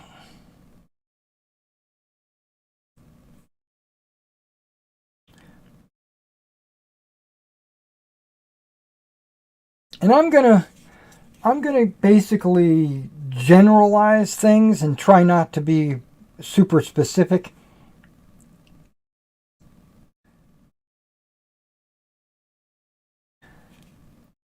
So let's just say there's 150 models here, which is pretty close to 150.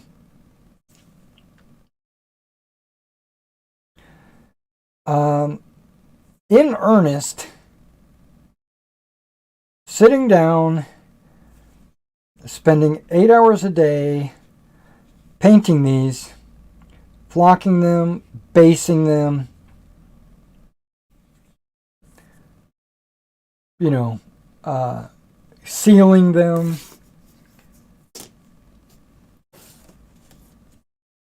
all that good stuff.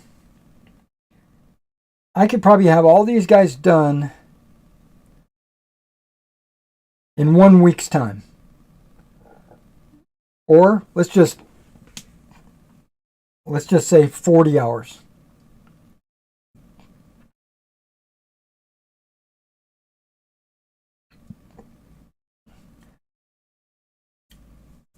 I think. I don't know for sure, but I think I mean, based on previous history, I think I can get these done in 40 hours.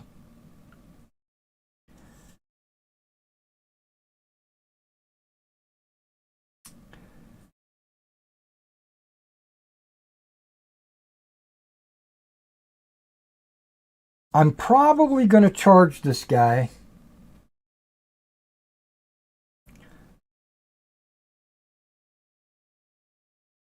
about $700. Pretty close to that.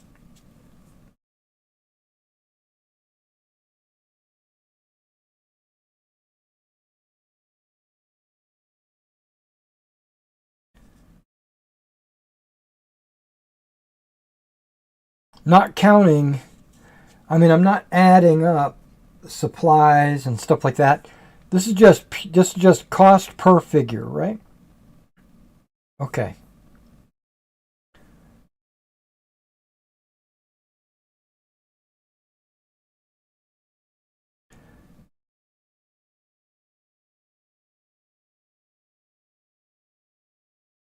Okay.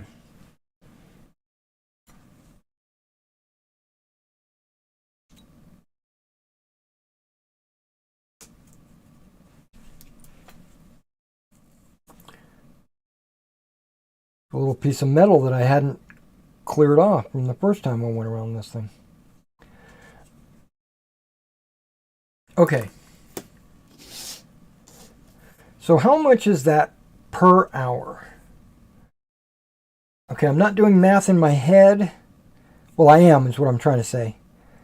I'm not good at it. So what is 700 divided by 40 hours?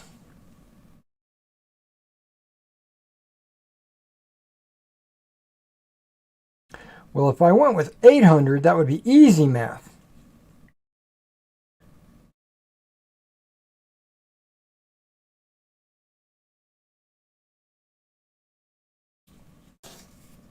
Okay, let me finish this stick and then I'll pull out the calculator.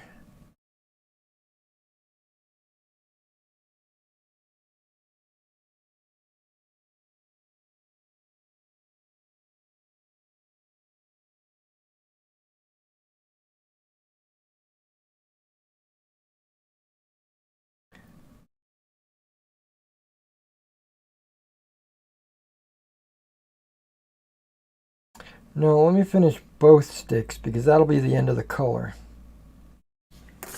Oh, wait, there's 2 more sticks. That's okay. We can make it up. I don't know about those guys. I'll have to look at them to see if they have combat boots. Because they still might be grenadiers.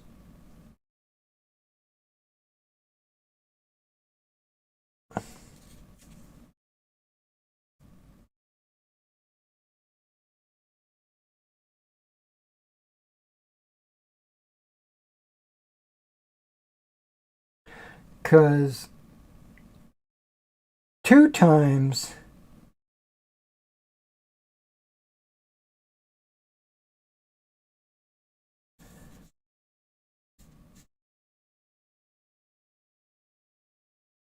$40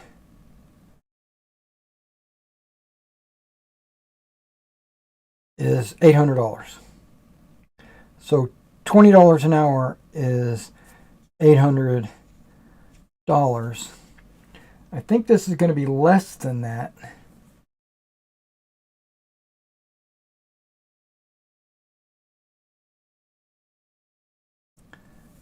I think it's going to be closer to 700.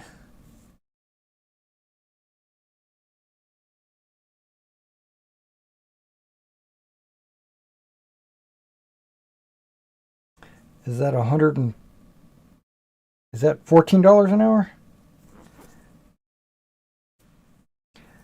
Okay, well, we'll figure it out here in just a minute.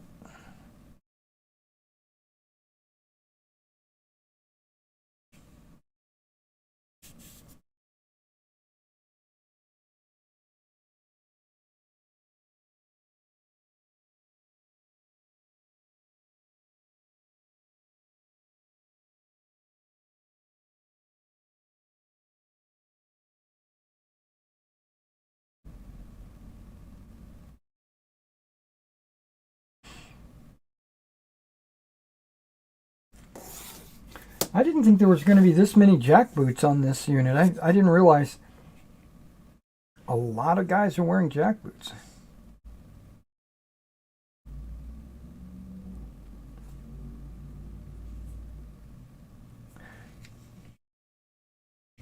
There are a lot of NCOs and officers in this package.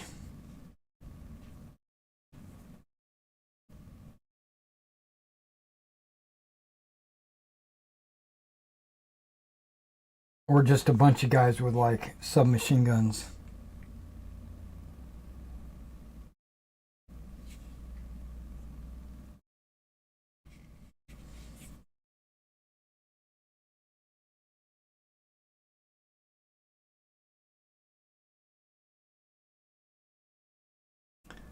And I'm glad like there are no STG 44s.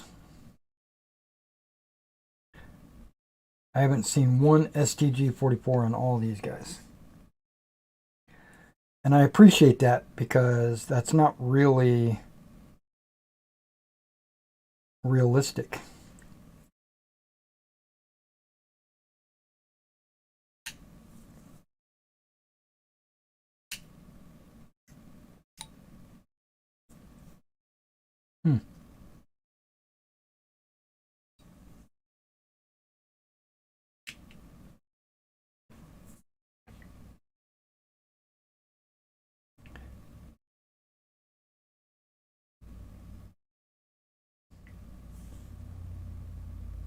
German SS were equipped pretty much the same way as any other Panzer Grenadier unit.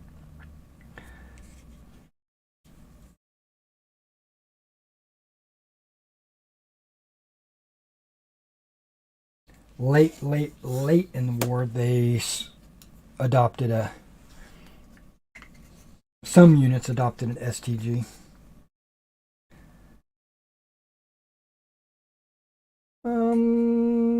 Jackboots. Okay.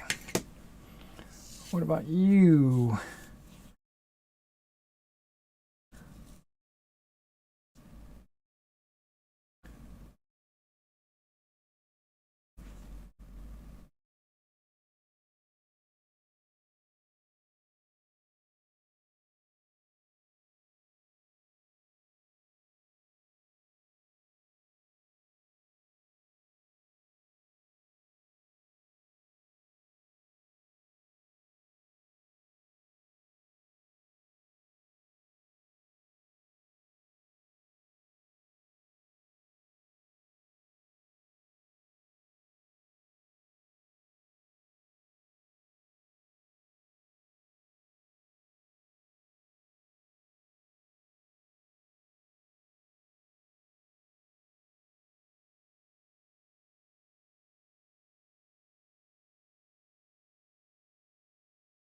These guys should all be jackboots. They should not have any combat. Okay.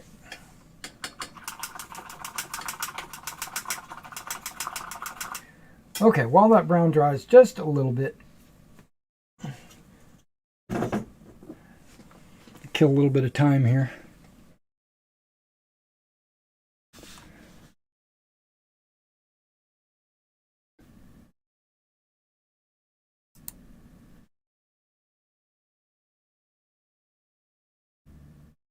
Okay. Let me do this. Oh wait, these are 9 figure sticks. 1, 2, 3, 4, 5, 6, 7, 8, 9, 10, 11, 12, 13, 14, 15, 16, 17, 18.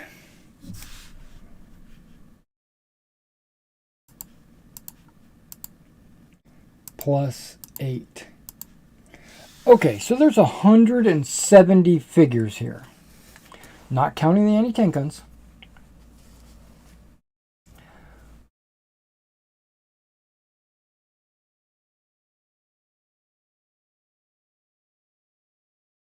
I'm going to count this as, just for easy math, plus 10. So I'm basing this pretty close on 180 figures. So it's actually closer to $900. And we're going to divide this by a 40-hour work week. I'm charging approximately $22 an hour.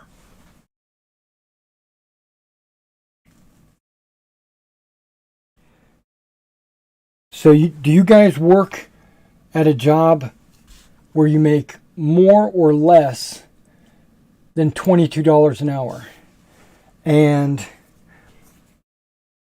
now that I think about it, $22 an hour is pretty reasonable, I think. I think that's actually pretty reasonable. I was afraid it was going to be closer to like 12 or 15.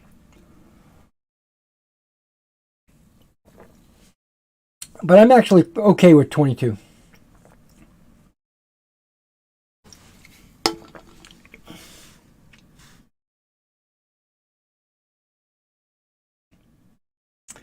Now, one thing this customer doesn't like doing is paying that much all up front. So I'm going to have to break it up into 2 shipments of maybe $450. It's perfectly fine. If, you know, I'm okay with that. All right, so we got that out of the way. Now I am going to... Okay, so this color is pretty much finished.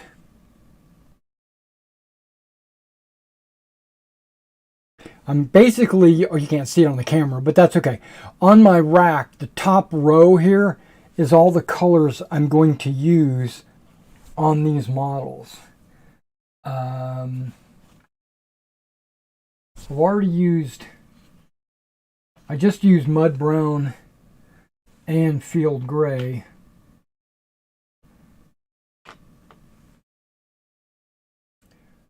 I'm not going to use German gray. I'm actually going to use a different gray for the boots. Why do I have German gray out? Was I going to use that on the jack boots? Maybe I was. I don't know. I want to use something a little bit darker, like maybe this black gray. All right, this is what I'm going to use on the jack boots. Model color, black gray. I never use black because I wish they made a color that was kind of like black with some brown mixed in. That would be really cool. I have a color called tire black, and that might be what I'm asking for, some black with some brown mixed in. But I'm not going to do tire black. I'm going to use black gray. I could always, well, I'm already going to be dry brush or washing it with like a really brown wash, so that's already going to put a little brown tint to my boots. So, I mean, it doesn't have to be drastic. Okay, which color am I using? Okay, right here.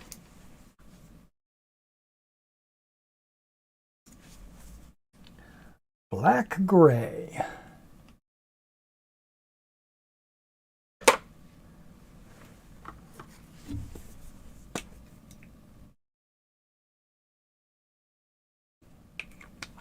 And it's just going to be for the jack boots. Okay, let me put my painting goggles back on. I don't see anybody commenting or chatting in the live stream, but that's perfectly fine if you guys just want to sit back and watch as I paint and listen to me ramble about nonsense stuff. That's fine. I still have a sale on my eBay store. 28mm models. It's buy more, save more. What that means is the more you buy, the more you save. The discount grows the more items you put in your cart.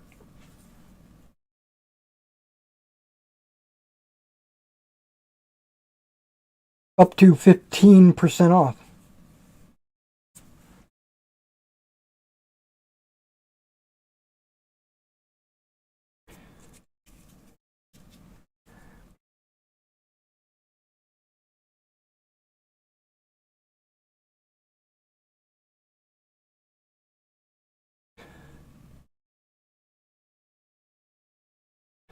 Now these jack boots are actually fully painted. They're not just a quick paint brown over the brown. This is making sure the entire boot is painted this color.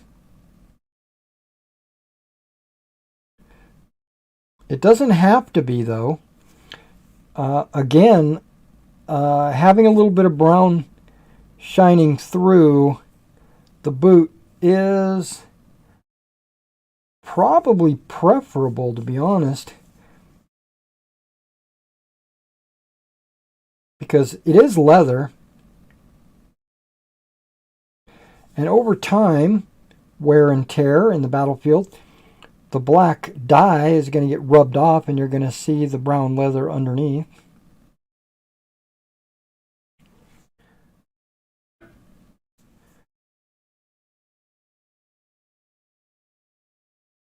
But it's so dark, the brown is so dark that it blends. You're not going to see, like if I make a small mistake or if I miss a spot, you'll never see that brown. Well, you might, but probably not. Okay, none of those guys are jackbooted thugs.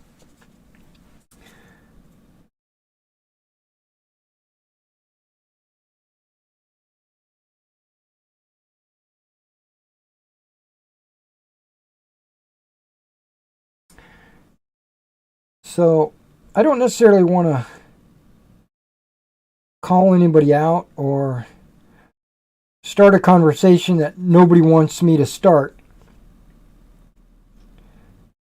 But I do want to talk about Israel just for a second. I don't mind putting my 2 cents out there.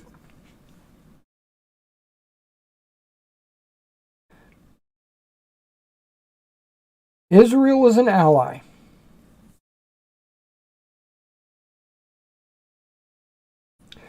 To me, being an honorable individual,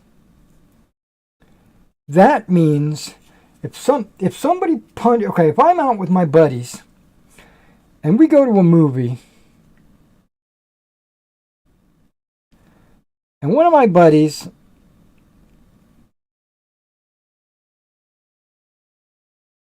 gets into a fight,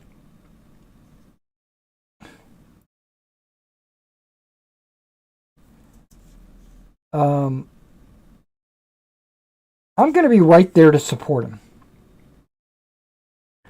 from the sideline. No, depending on the situation, I might get involved.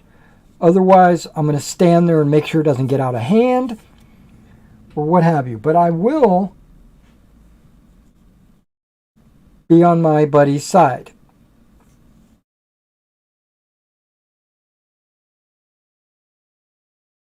If I get into a fight,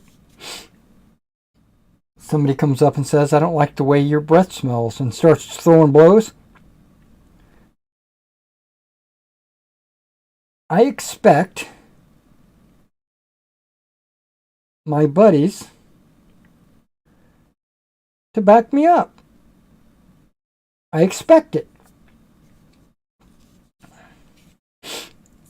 Now just think about this. Let's say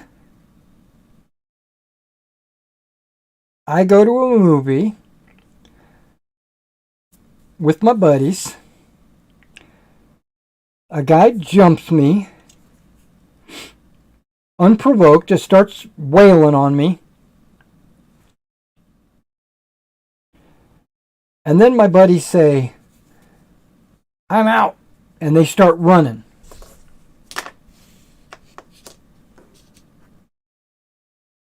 What kind of an opinion am I going to have of my buddies? You know, I got a bloody nose, my eyes are swollen, lost all my front teeth.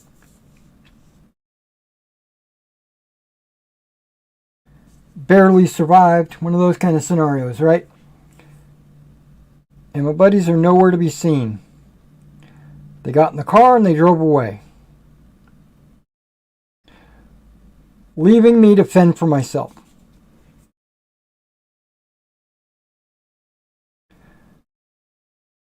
I have a feeling that would be the end of our friendship.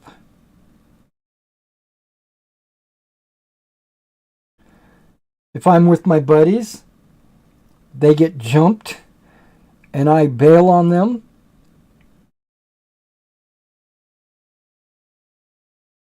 I would expect them to come to me later and say, "Why did you run?"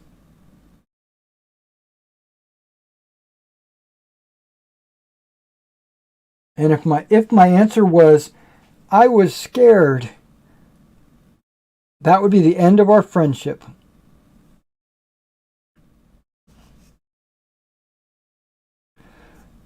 So let's extend that to Israel.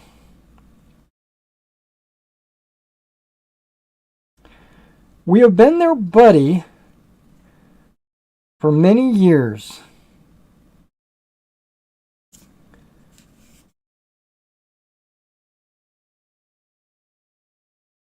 And they got jumped, unprovoked, by a bunch of thugs at the movie theater.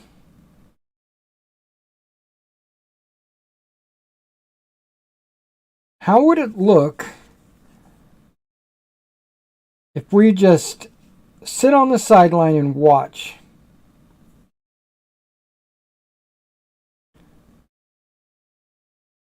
It's not going to look good. To them, you know, they're going to say, "Why didn't you help?" And we're going to say, "We were scared." And that means that would be the end of our friendship.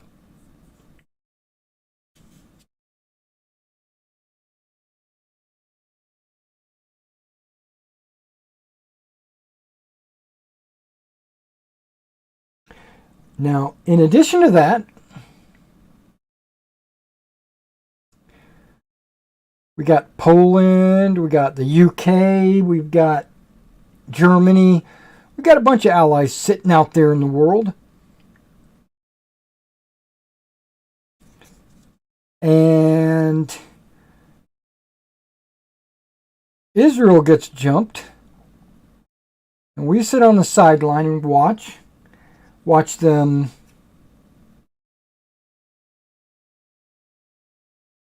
they call for help. "Hey, buddy, help me out. I'm getting jumped." And we're like, "Oh, just take care of it. We'll watch from the sideline because we're scared." How do you think that's going to play out with our other allies?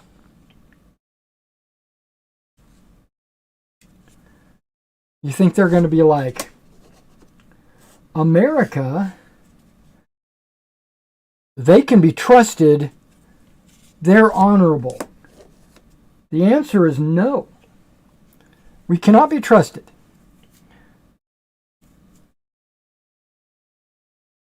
We said we were your ally. Whenever we needed you, you were there. But when you need us, we just stand on the sideline?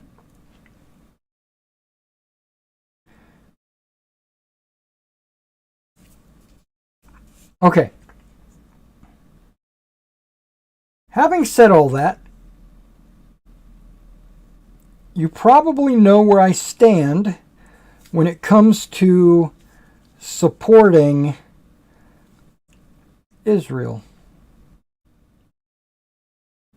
I don't have to say it. You already know.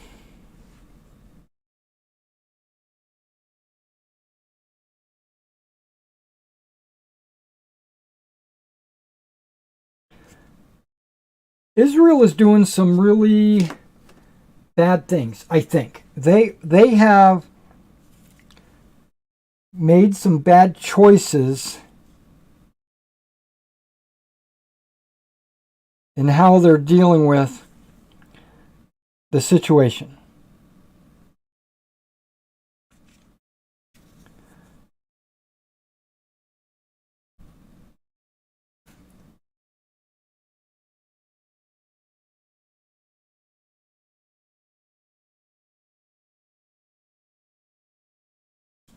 I would be in their ear, and I would be saying, hey, you're making some bad choices, dude. Be careful. Hey. Is it warmed up? Only a little bit. It's still pretty cold out. Oh, okay.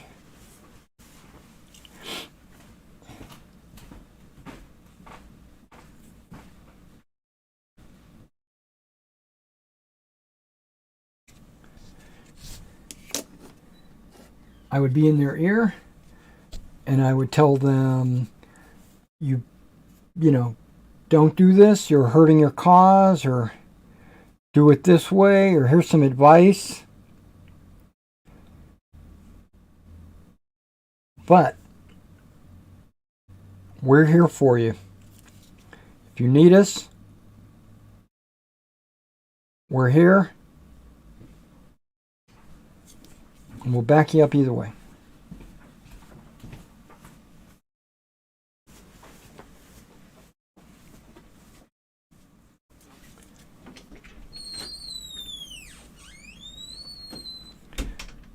Okay, this stick's got quite a few jackboots.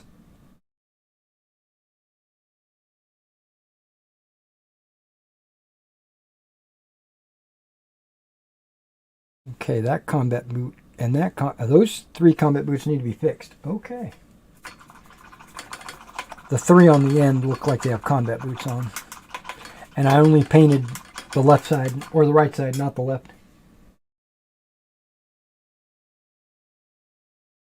That's okay, we can fix it.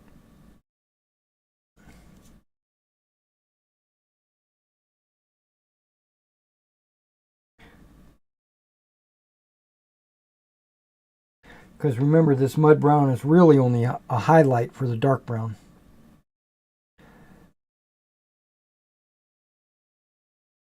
Okay.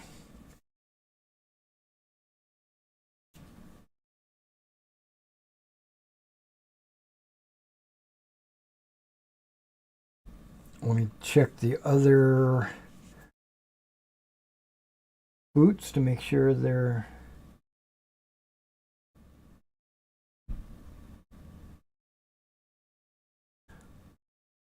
done properly.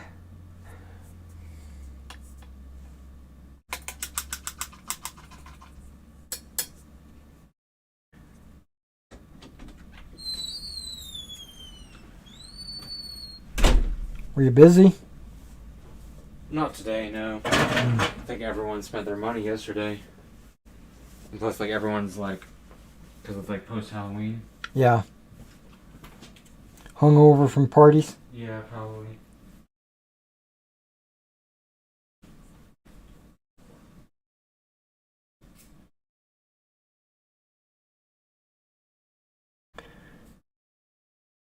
Okay, jack boots and combat boots are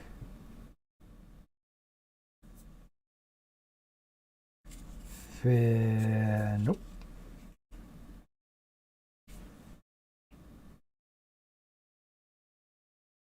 Now they're fixed.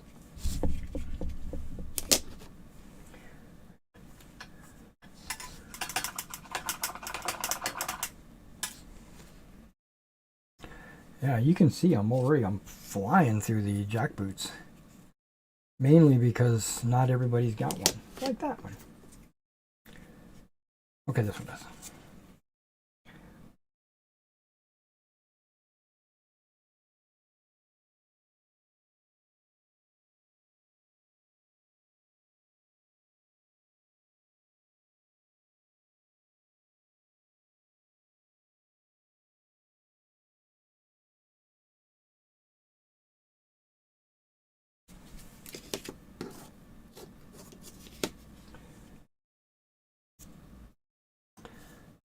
So I think we should support them, financially as well as militarily. But I should also think we should be severely or heavily involved in the decision making.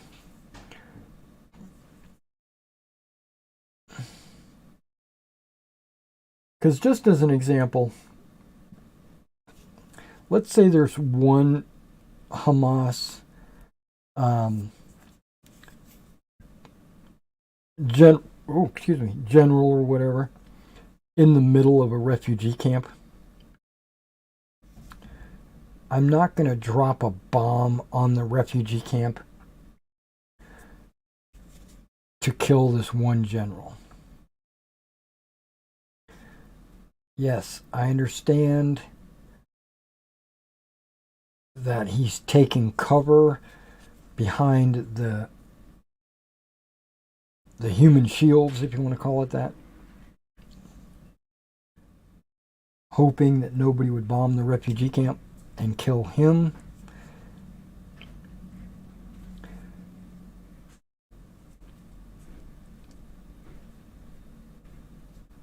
But I almost consider that a war crime. Indiscriminately killing civilians just to get to your target. I don't know. It doesn't sit well with me.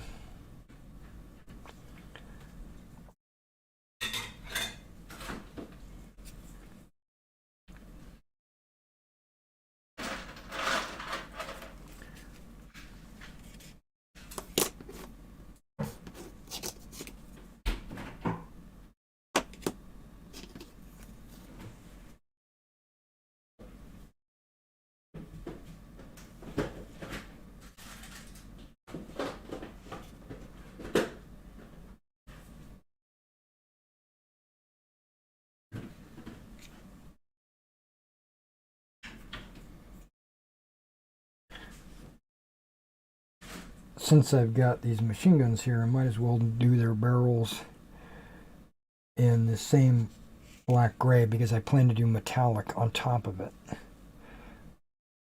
But the black gray will really make the black gray or the metallic gray stand out.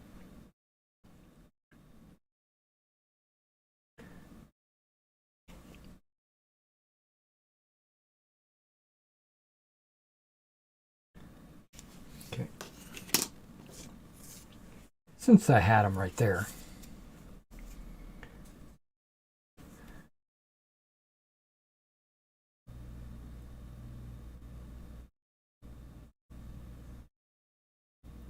See, a lot of these jackboots go up their leg and they've got like a fold right at their ankle.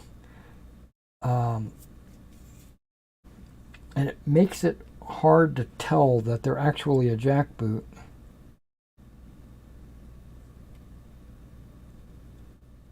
And not a combat boot. Because the combat boot has a fold there as well.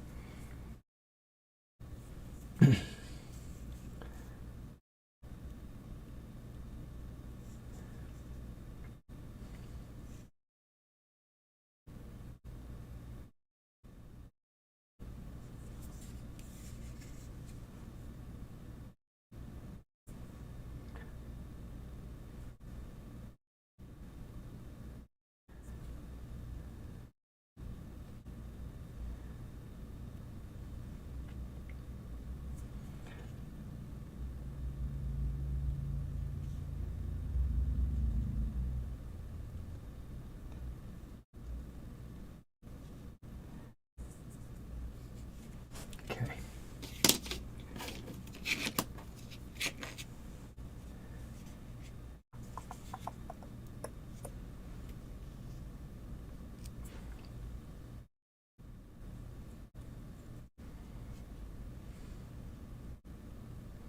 Well, since I mixed way too much paint, I'm just going to go ahead and paint these machine guns.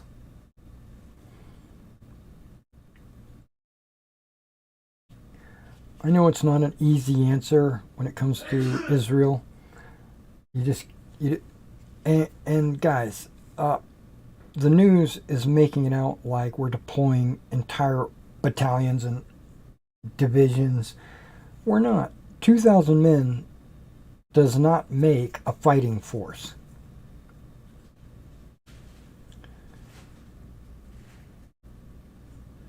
$2,000 men is barely a battalion.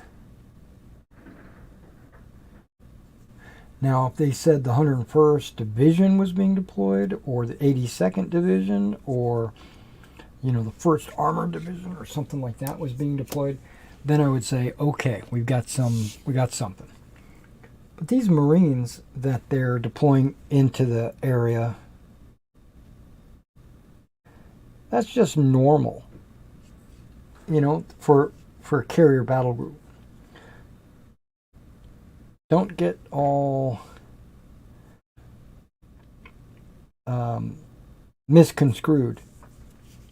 Yes, it's a Marine amphibious assault group or whatever.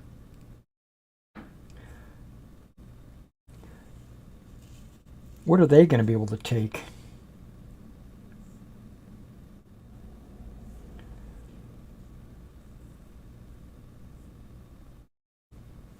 Not much.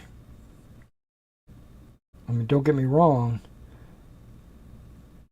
They could really ruin somebody's day. But it's not like they would have endurance to stay there more than a few days.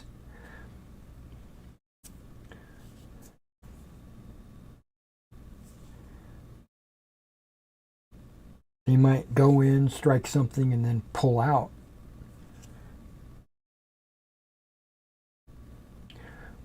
Or go in, take some specific objective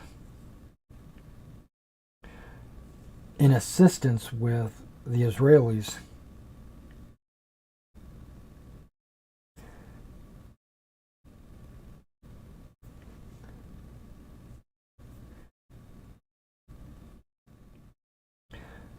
And I noticed how the news is spinning every time you see any kind of incident. It always says, I ran back to this and I ran back to that. Because they're trying to get your animosity level with Iran up.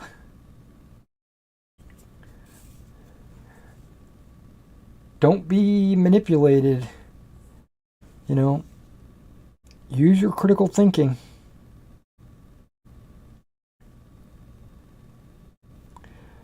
Don't let them manipulate you into thinking that we've got to go blow up Iran.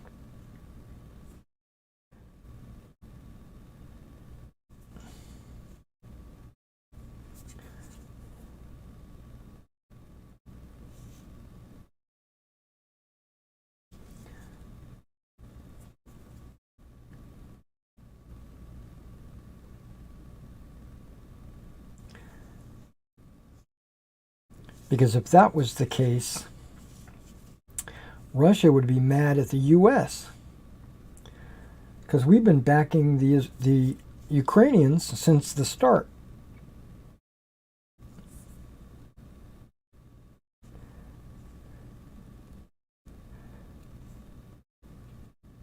But we're not. We're indirectly involved. With support.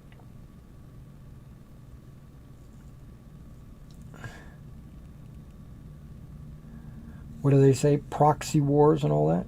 Well, this is Iran's proxy war. Don't make it so that we want to go invade Iran, because we don't.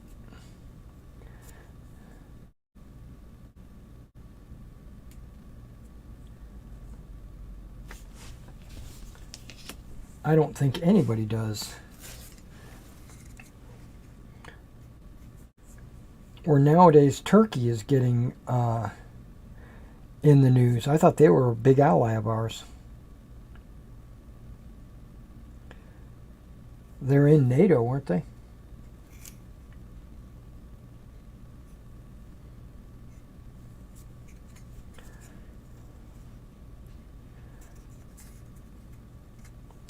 Can I reach in there and get that boot? Oh, look at that. That boot.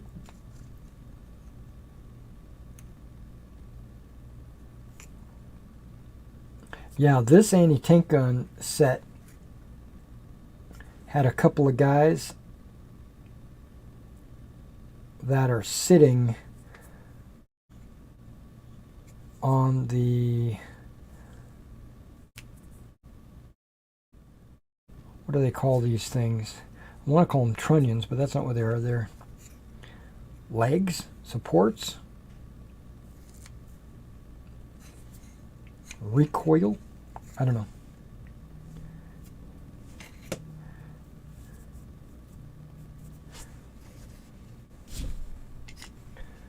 So yeah, this stick and these anti-tank guns, those are all just regulars, and these are all SS.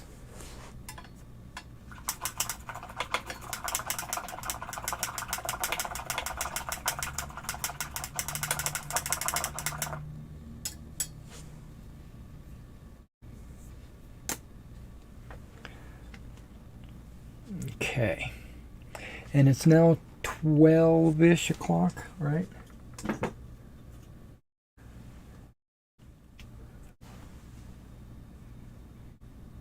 $12:30. Okay.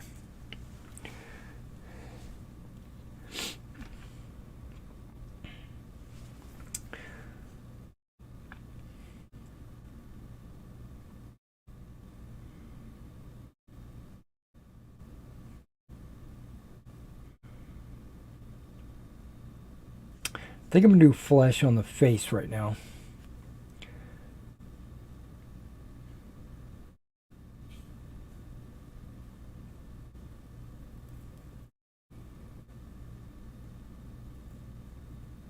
Yeah. I think. I'm trying to visualize how I'm going to lay the colors out, because I've got the colors for the P dot, which actually has like a cork base, and then black, green, chocolate actually, and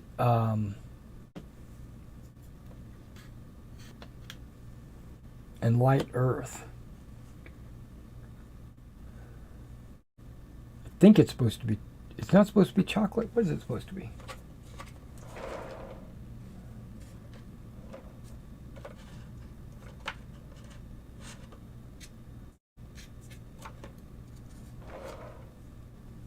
Brown base, maybe?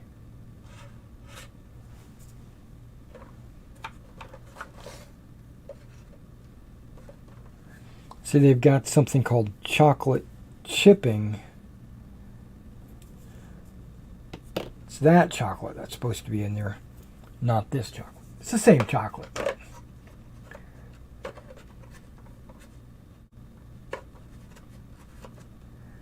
Okay. Yeah, it's not brown base either. Okay, so like a dark green, a dark brown, and then a light earth and a light green. These are the dots. These are the splotches. These are the dots. This is over everything. But I'm not going to do these, because if I started with the cork, painting the flesh might get on the cork. So painting the flesh first would be best. Okay, so that's what we're going to do.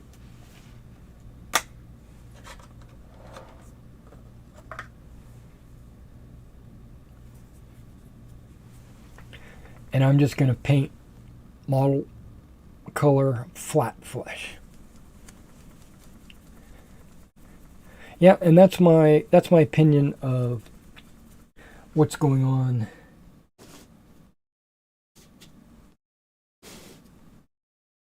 Now, if this takes me more than a week, right? Which I'm basically it's already been 3 days I've been working on these. Right? So if it takes me more than 4 days, like this weekend, if I'm not done this weekend, then the dollar value per hour starts to go down, right? Because I did a wash. When I say wash, I mean soap and water. I did a wash. I did a file. I filed the bottoms of all these. I assembled all these. I went through with my X-Acto knife and trimmed all the flash and mold lines and stuff like that off. I used my 3M tape and taped the models to their popsicle sticks. I primed them. And believe it or not, all that took about 3 days, believe it or not. The washing and trimming was a whole day.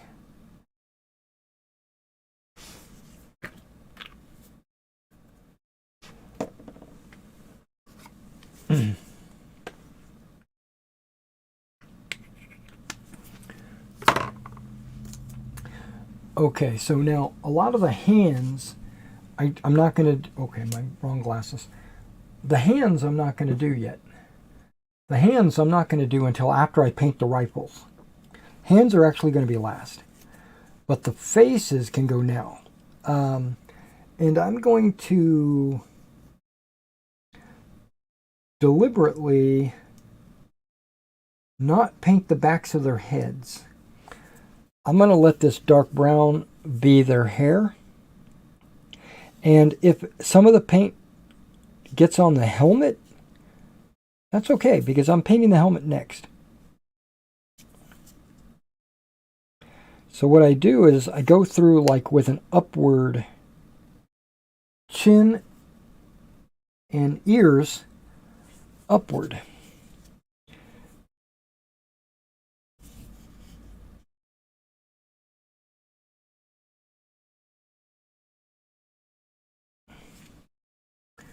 Now, if the guy has a soft cap on, it's okay because I'm going to have to repaint the soft cap. That was just an initial... This guy looks a lot like Scorzini.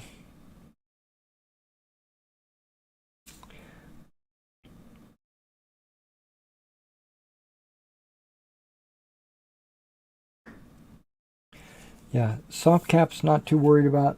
I'm going to come back and paint them again later.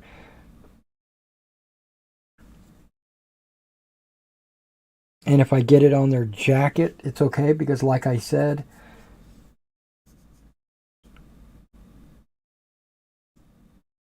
I'm going to be painting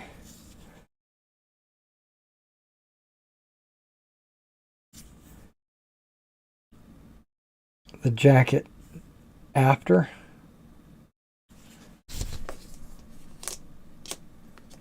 Now some of their hands got painted because their hand was like up to the mouth, you know, like he was yelling.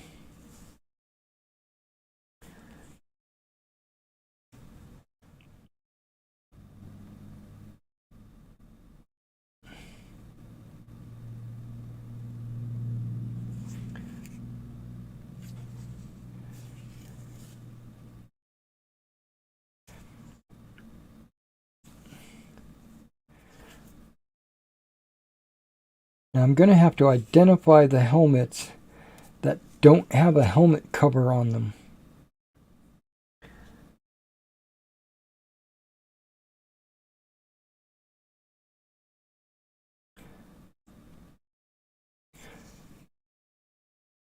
One of my viewers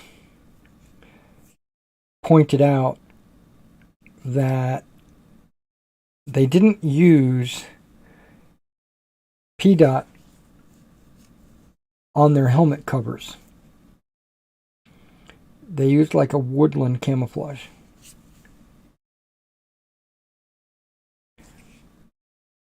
I don't care. I'm still going to do PDOT. Just looks better.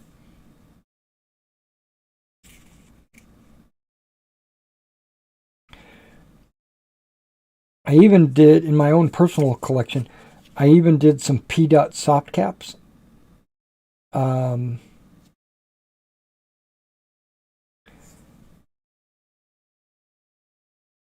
know that they didn't have many of those. That was kind of rare, but I did it anyway. Mainly because I wanted it to look good.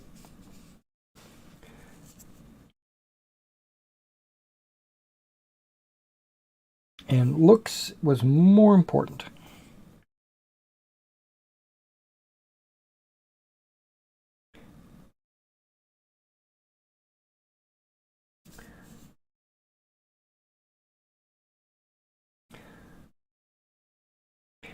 And I go through my various miniature companies and look at their examples, and 100% of them all have P-Dot helmet covers.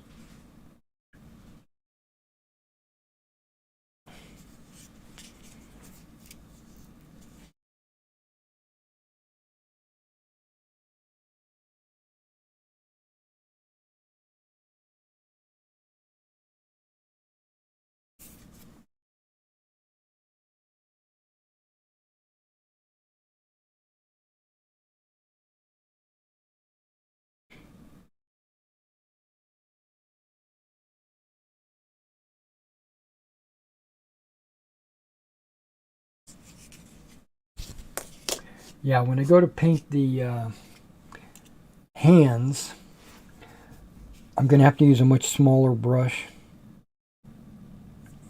Because right now I'm using a fairly fat brush, to be honest.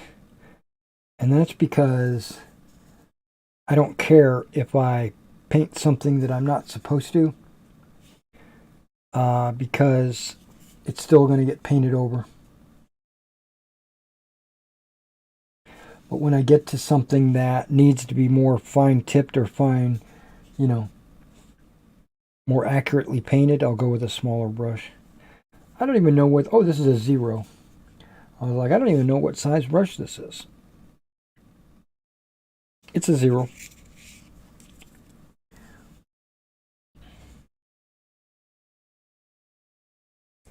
I know some people paint with like a 2, but that's 28 millimeter.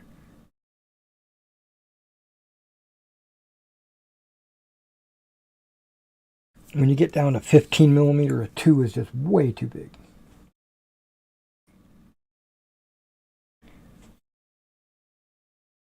Maybe not for what I'm doing right now, because I'm just making broad strokes.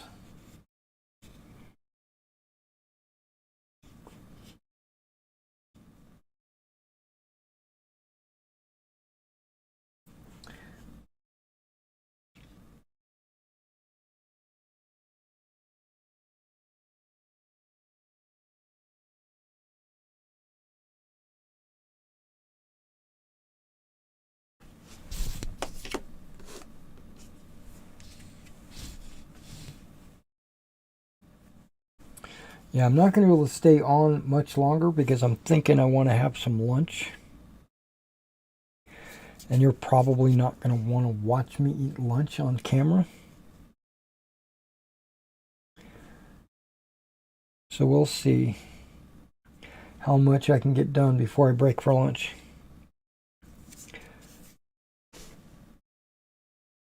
And like I said, I'm not painting for you guys.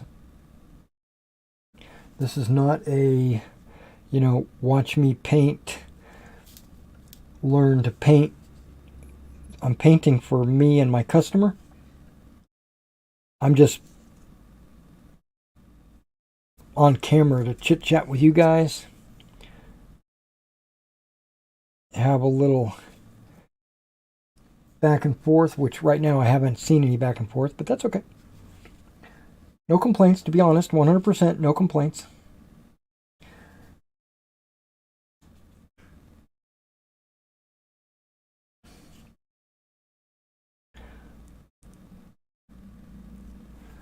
Um,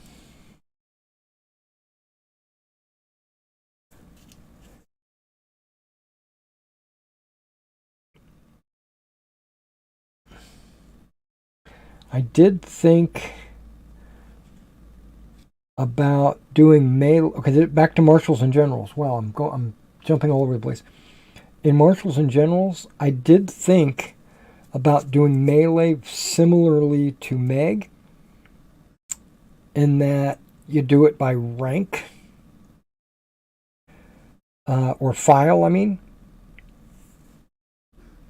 So if you've got 3 guys in the front and they hit the 3 guys that I've got in the front, we do 1 melee per file. But I'm not going to do that. I thought about it and I was like, no, if you have 3 files hitting me, then you get to roll your 3 dice or whatever it is. And then casualties will be just taken off the back.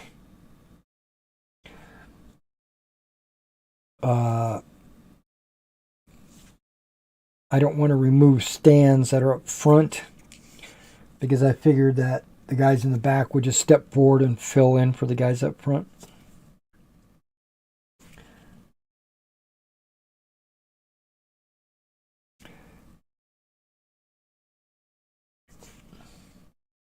And taking a certain number of casualties is going to force maybe a fallback.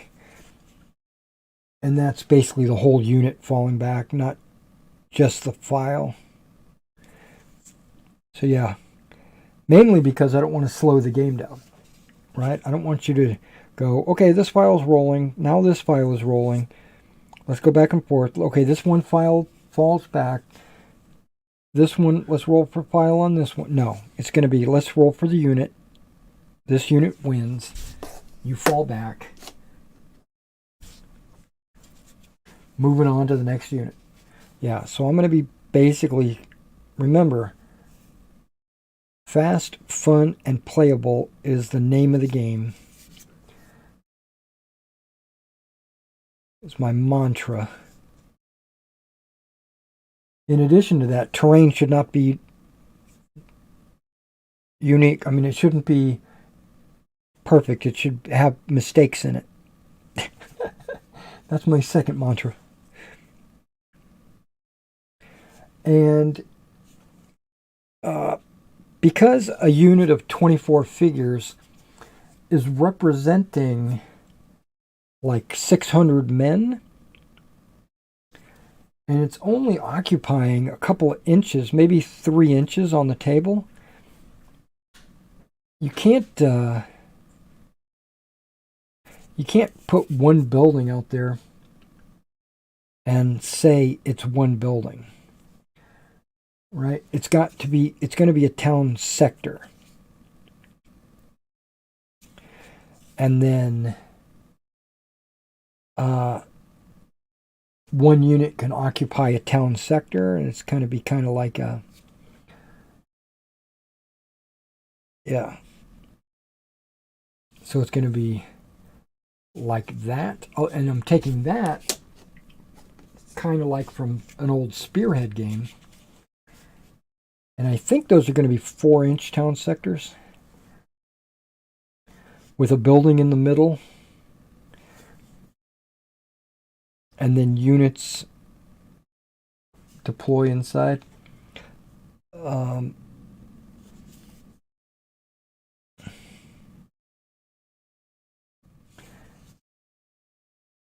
way I did it in Command Decision and Spearhead was I put a piece of felt on the table under the building, and then when you go to enter the building, we would pick the model of the building up, but it would leave the felt on the ground, and then you just put your figures on top of the felt. I thought about doing something like that, in that maybe just a 4-inch square with a building sitting on top of it. And then as you move in, you just move the building out of the way.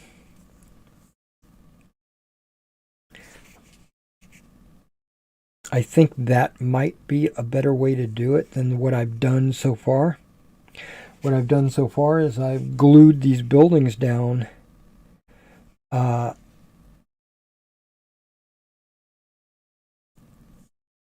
with enough room on the outside for a unit to fit.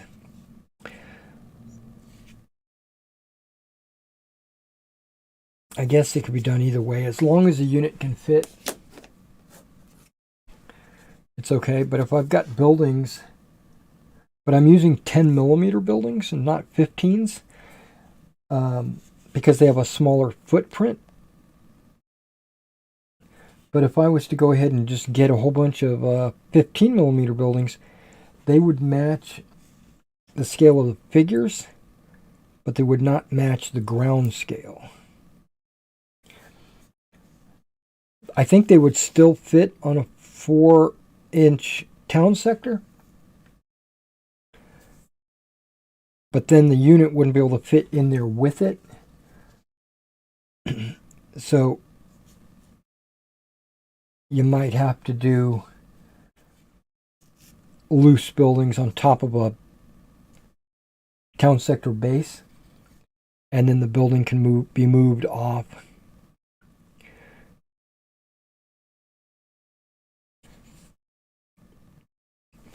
But I like the look of the 10 millimeter buildings against the 15 millimeter models.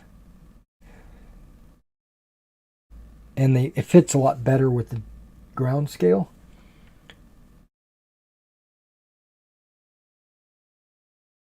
But they're still way too big. Because if you think about it, 1 inch is about 50 yards. Or 100, or 75 yards or something like that. I don't remember. But let's just say 50 yards. And I've got a house on a,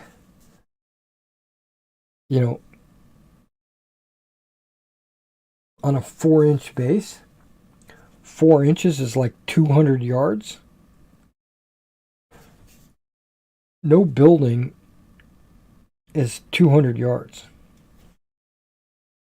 Right? Now, building complexes like Hougoumont or La Haye Saint might be, but I don't consider those to be buildings. I consider those to be complexes. And I might put 2 building bases down to represent them, like a front and a back. And Hougoumont, I might put 3 or 4 actually. And each one could hold a unit. So you could actually have like 3 or 4 units in Hougoumont, which would be historically accurate. And you could even fight from building to building in the complex, which I think is pretty cool.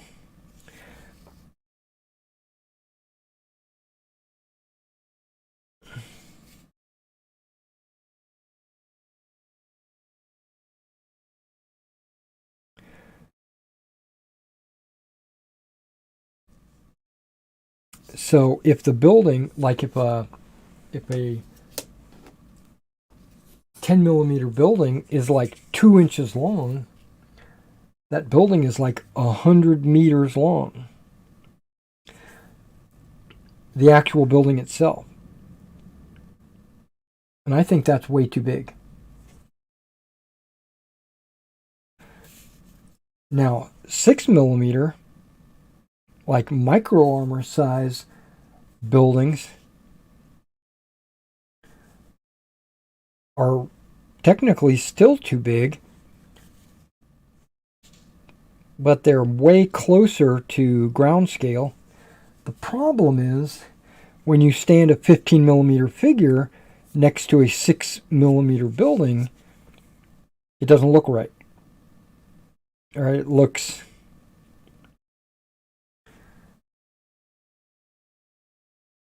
out of scale.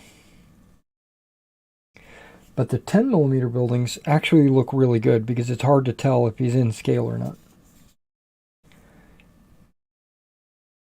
It does look like your figures are probably about 10 feet tall. But that's okay. That's better than 20 feet tall.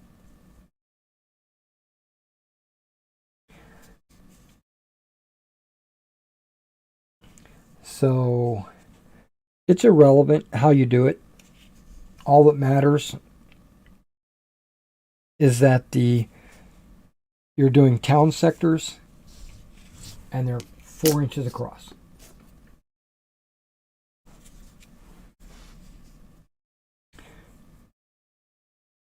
Yeah, if you want to put like 2 or 3 micro armor buildings in there to make it look like it's actually a cluster of buildings, that would look cool too.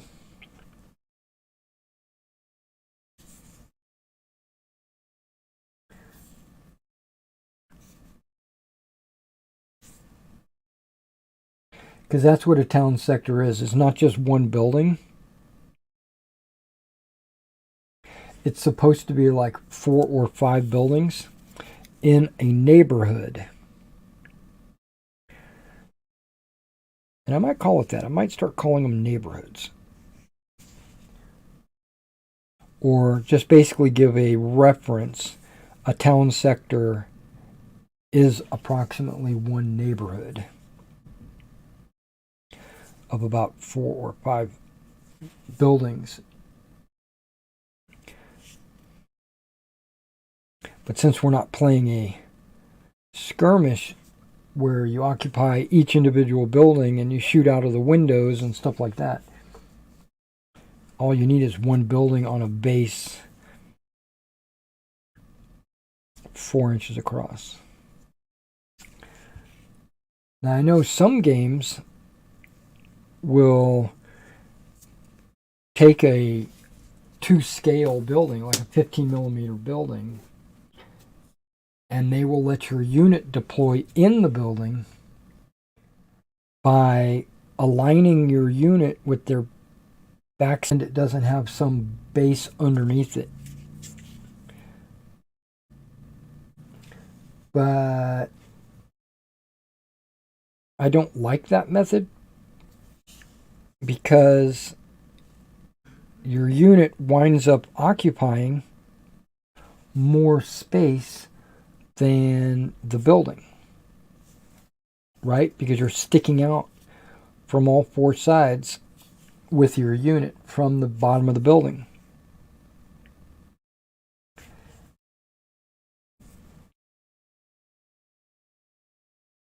So then it becomes hard to tell when you engage them in melee.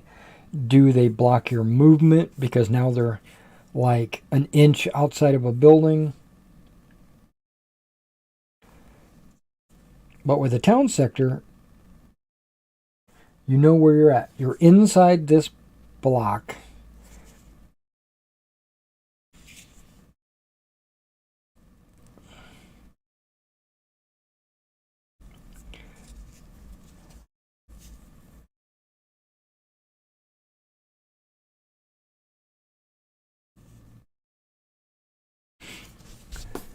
Okay, this flesh is going super fast. I appreciate that. Well, it's just heads. And I'm not really paying attention to where I'm putting it. I'm just putting it on the chin, the neck, all the way up to the helmet. And 90% of the time, painting the bottom edge of the helmet.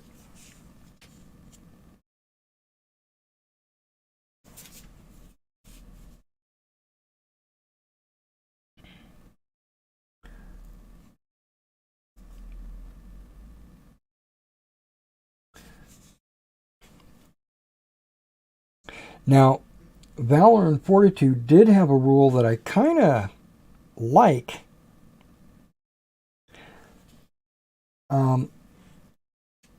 When you lose a unit, you put a loss on your brigade, right? Well, that's... But I mean, your brigade commander gets a hit, right? And your brigade commander can only take so many hits before his brigade is shaken. Which I think is kind of it's just another way to track how many losses the brigade has. But that's not the point. The point is, when the brigade becomes shaken, you put a hit on your division general. And I was like, well, I might be misquoting the rules because I haven't actually read the rules. I've only watched some tutorial videos. I have the rules. I just haven't gone through them. But I like that. I like the fact that the division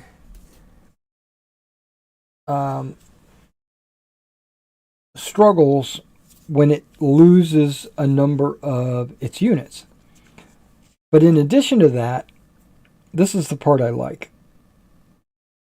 You don't have to lose a unit. They could just be beaten in combat. There's something about when a unit is beaten, your division or brigade or whatever takes a hit. And that's interesting. You know, you don't even have to lose. You lost the battle. Your guy probably had to fall back.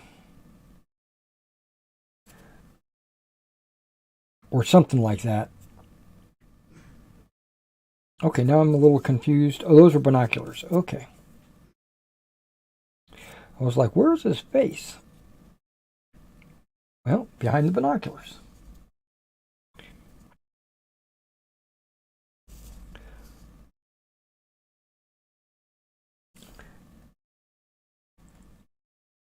I don't think he's a sniper spotter. I think he's a spotter for those anti-tank guns.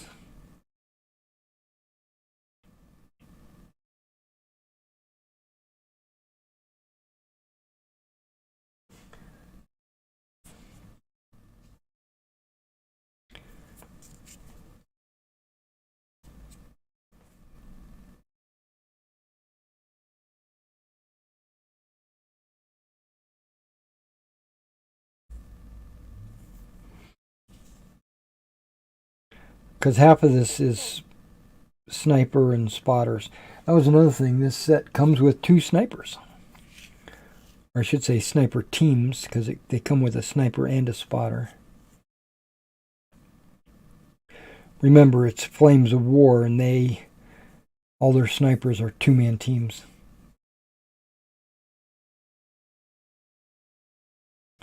I play Battle Group, and Battle Group you can be 1 or 2-man. You're not always 2.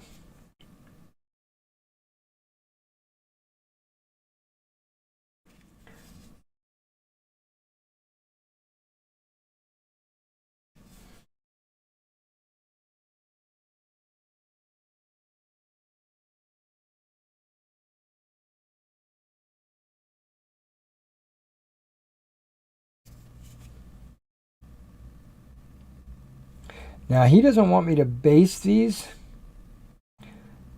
because he bases them himself.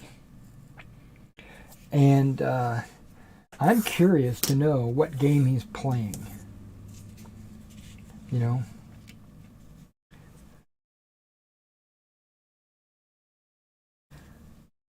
Or maybe he just doesn't like the way I base models.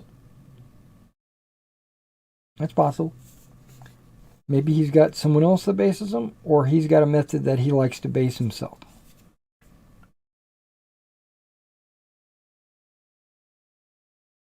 Because what I tend to do is put like a texture paste down, and then I'll put like a grass and stone mix on like 2/3 of the model. And then on my personal models, I'll add bushes like tufts or clump foliage. On my commissions, I don't do that. I mean, it could be requested. I wouldn't mind doing it. But tufts are expensive. Clump foliage and all that. Now, I did order some tufts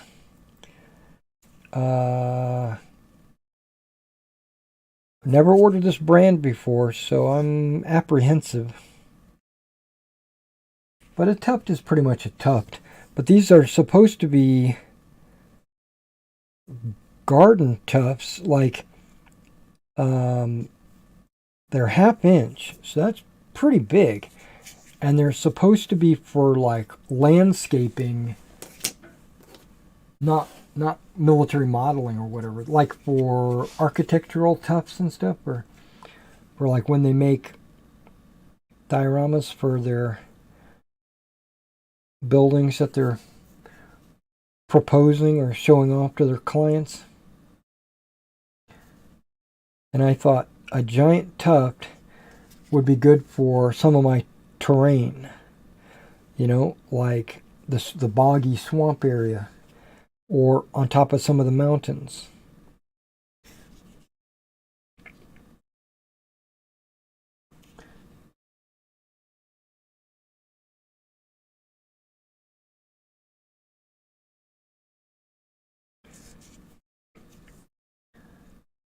Those should be in by Friday, so I'm going to take a look at that.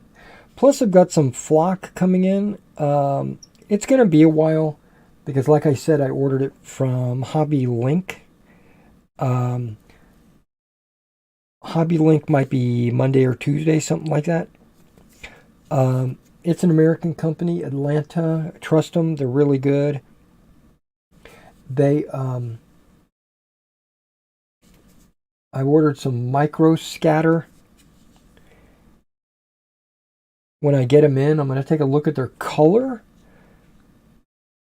and their consistency and stuff like that, and see if I want. Whoa! That I just painted that guy's helmet. Because I don't know if I mentioned this, but my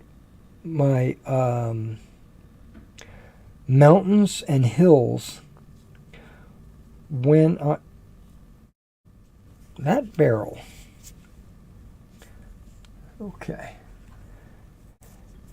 It's got a piece of lead sticking up.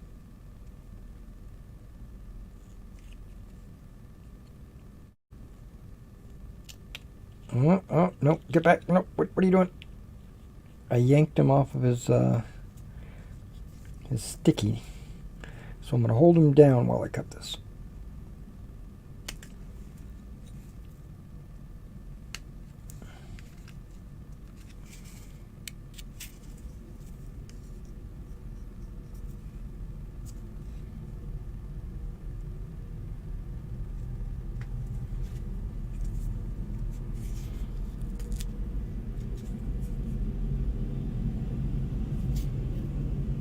Sounds like a trash man outside. Street sweeper.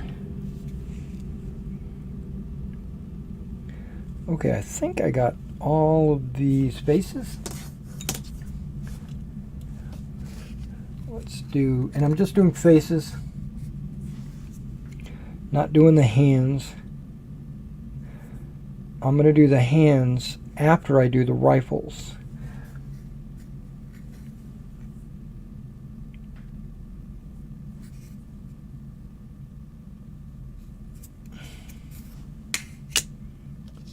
Okay, those guys don't have helmet covers.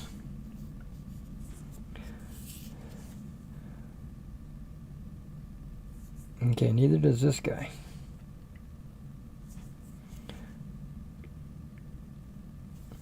Yeah, these are just regular Wehrmacht.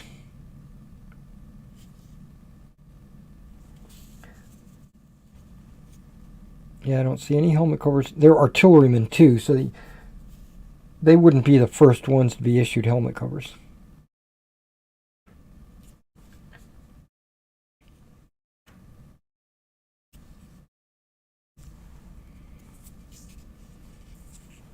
Yep, none of these guys have helmet covers.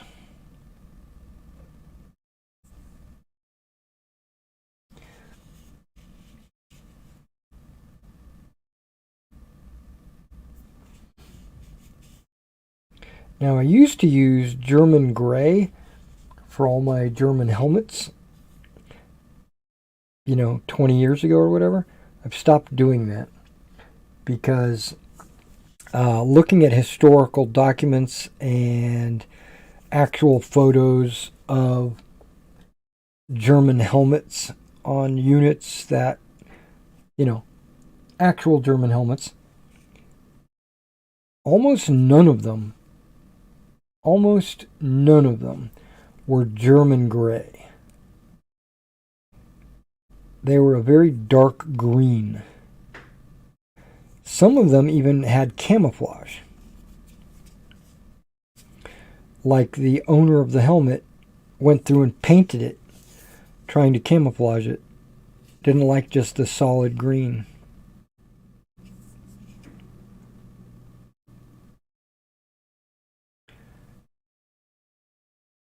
So, I don't do just straight gray helmets anymore. I do like, if I'm not going to camouflage them, I'll just do a dark green.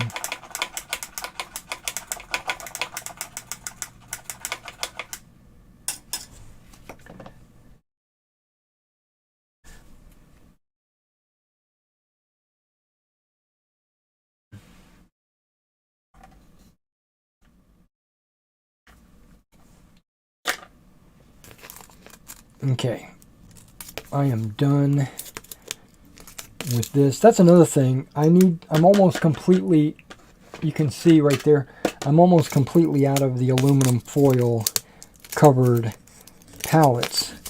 So I'm going to spend this afternoon covering all of those with aluminum foil. I tend to do that about once a month. I just take the aluminum foil with the paint and just toss it away. Boop. Keeping my palette clean. Yeah, this is my last one.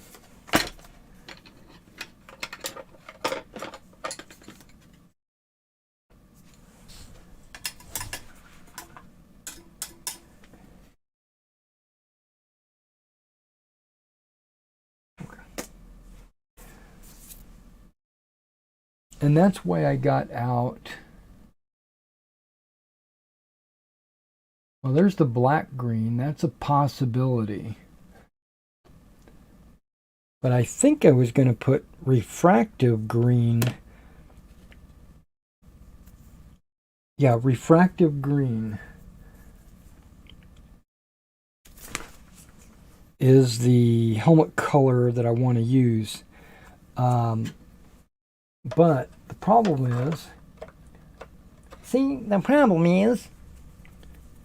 it's probably only going to be them, because I don't know how many of these guys don't have a helmet cover. Well, we're about to find out. Oh.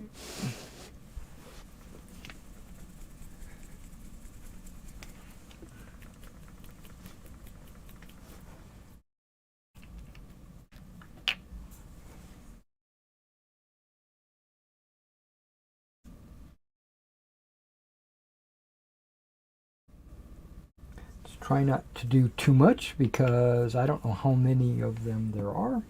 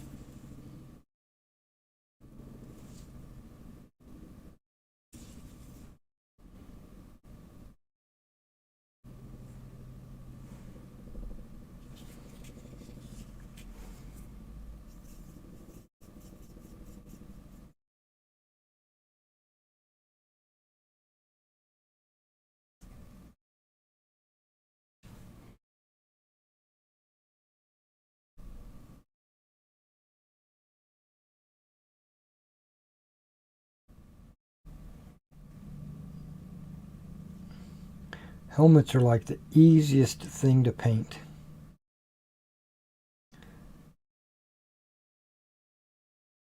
Sometimes I'll do like a lighter highlight and just touch the top of the helmet to give the illusion of a shading. You'll almost never see me do like a zenithal.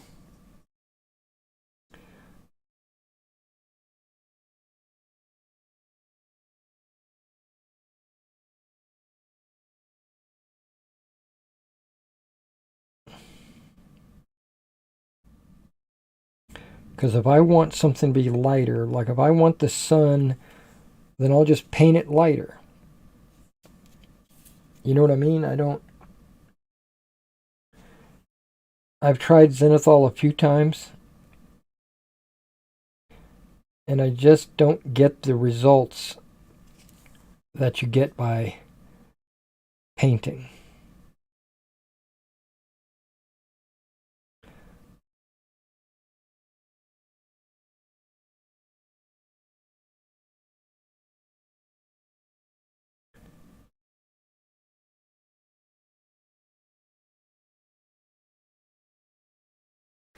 Okay, those guys all have green helmets.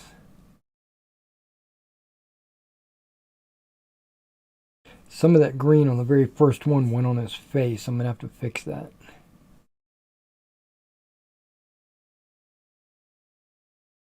But not right now. I got to let the green dry before I start painting any flesh on top of it.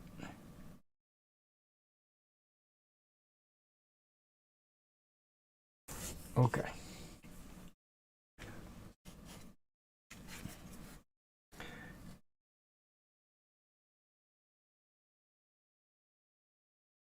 If you're going to paint like a green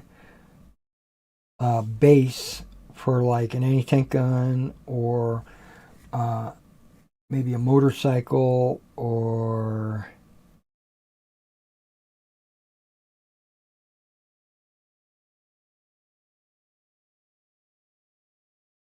a camouflage on top of an anti-tank gun, use reflective green. This is refractive green, not reflective. What am I saying? It's like the perfect German green. Okay, so let's go through here and see if there's a bunch of soft caps here. Those helmets all look like they have helmet covers on them, so I'm not going to touch them. What about these guys? I'm looking for somebody that doesn't have a helmet cover.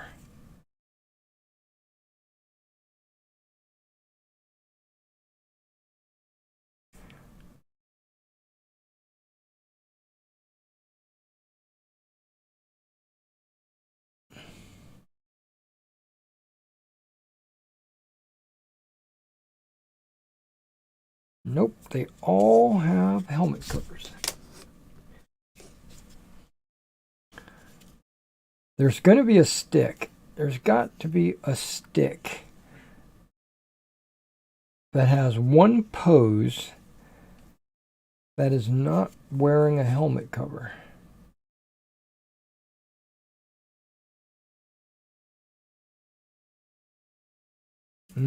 This guy, I'm looking closely at it.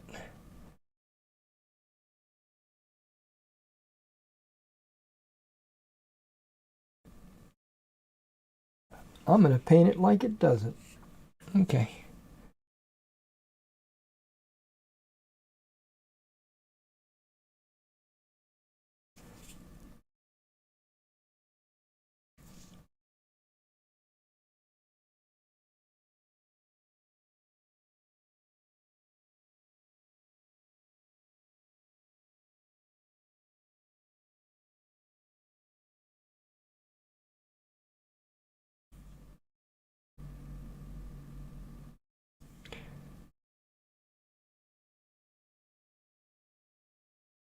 If it's hard to tell, then I'm going to say it doesn't.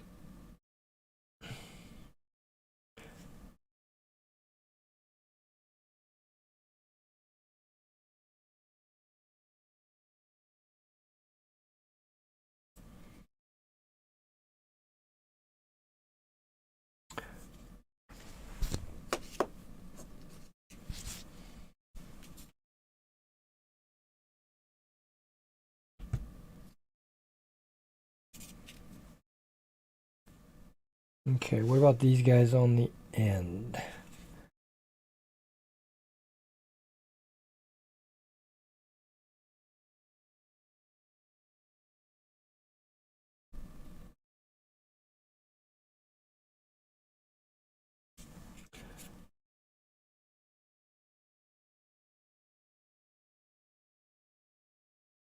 I guess they could be painted either way.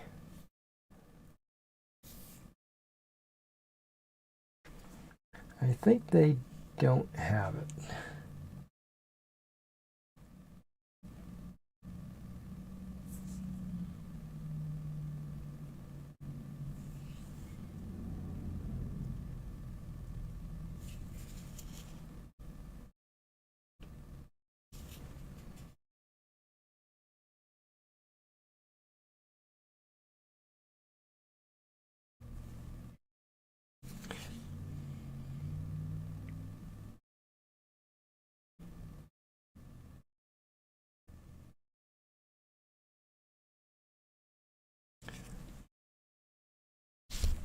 So there's not a whole lot of them that don't have helmet covers.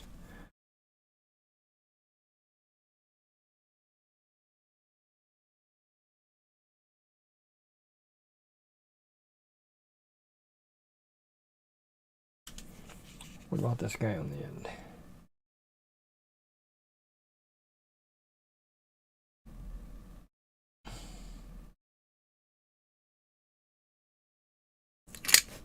Whoops, really? Okay.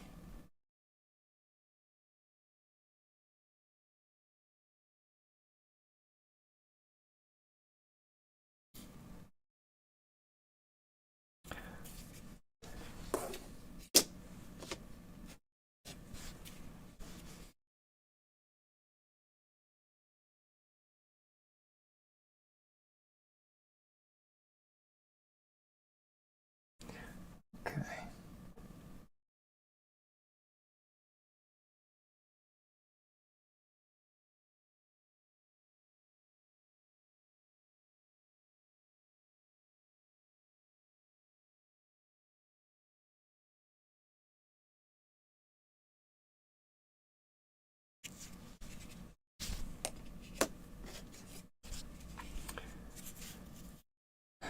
Yeah, my stomach is starting to get really hungry.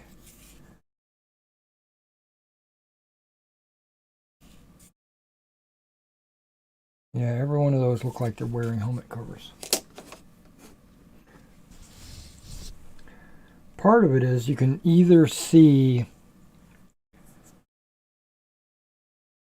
the seam on the top of the helmet of the fabric that would be wrapped around the helmet, or you can see around the edges of the helmet how it angles out toward the edge,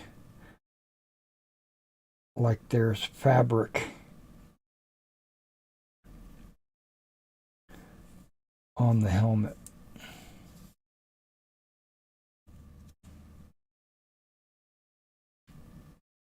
Okay, those guys don't look like it.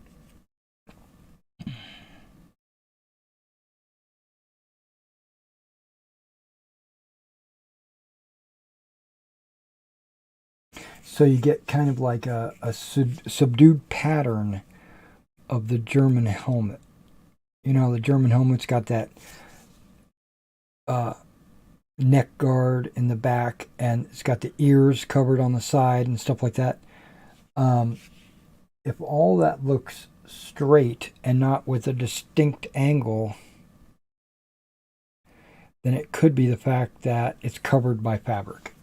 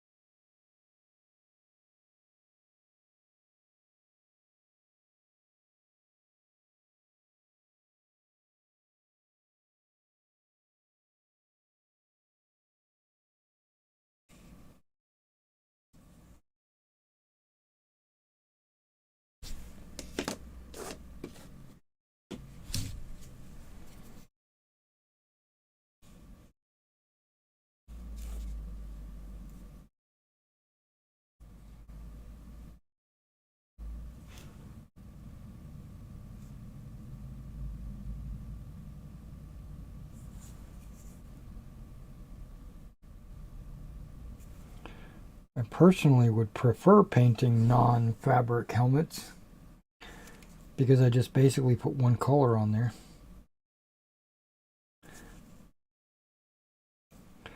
But with the fabric helmets, you gotta camouflage it.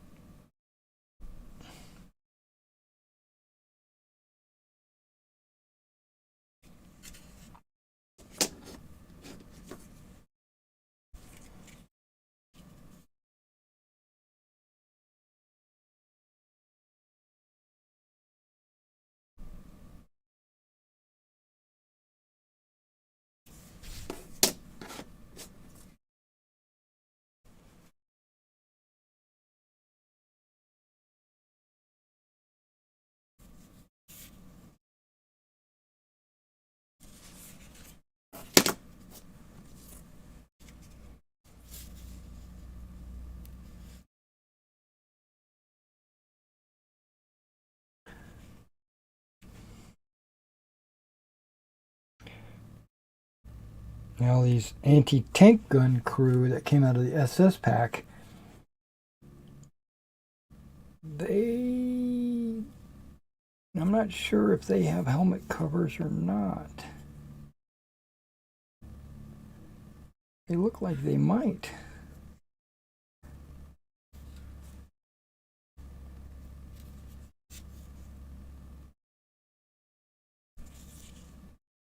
Yeah, they do. One of them I painted without though.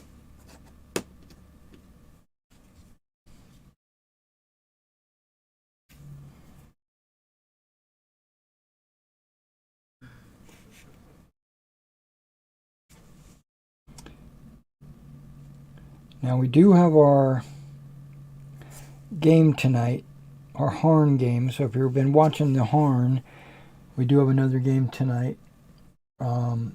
They just beat up some skeletons.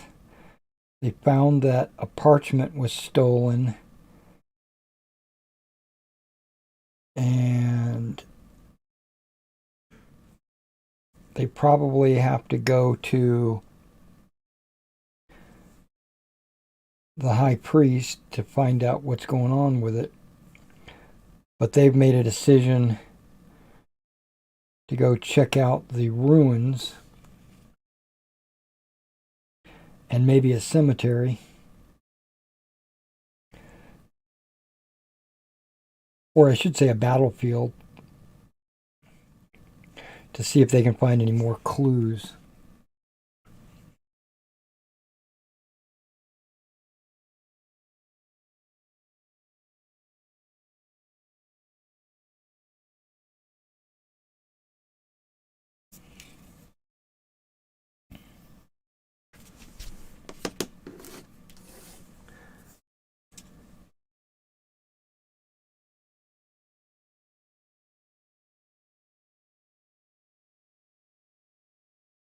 Okay, the sniper spotter. Or actually, he's an anti-tank gun spotter. Looks like he might not have a cover.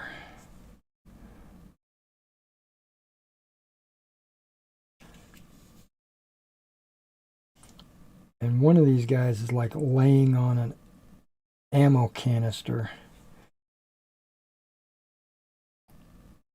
for the anti-tank gun.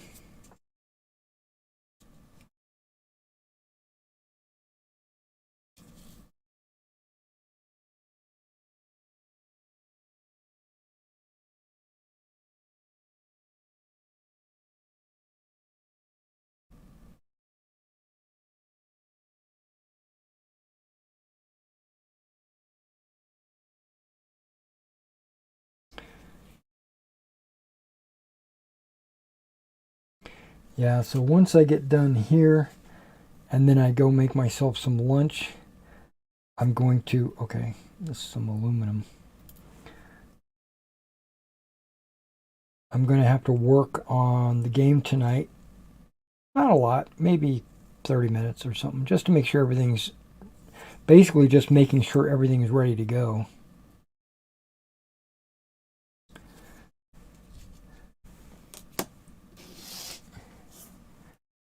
And then I also have to do some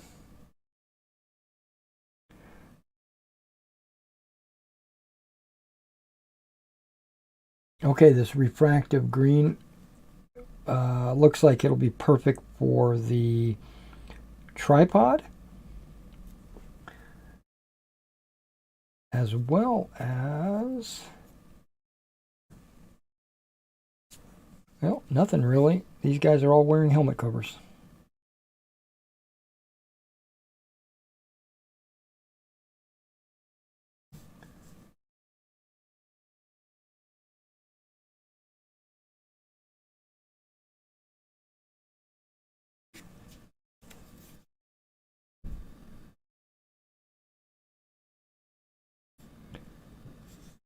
Sounds like my wife might be home. She had to go do some training today.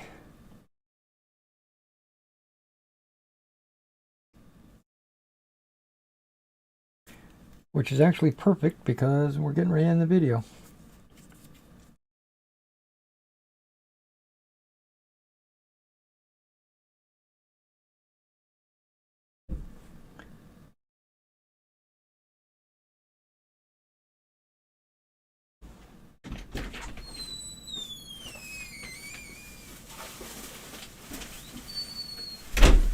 You learn a lot?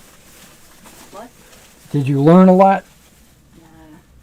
We just went over some new technology.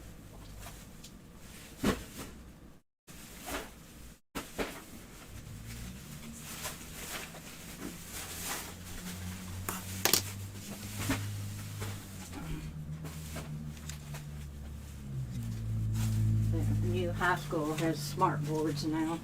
Oh, They were, so you had to learn how to use them? yeah. Even though I haven't been there yet. Right.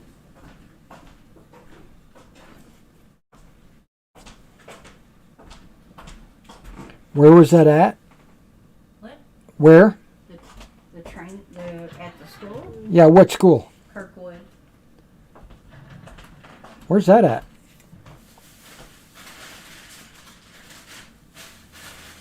I don't recognize it.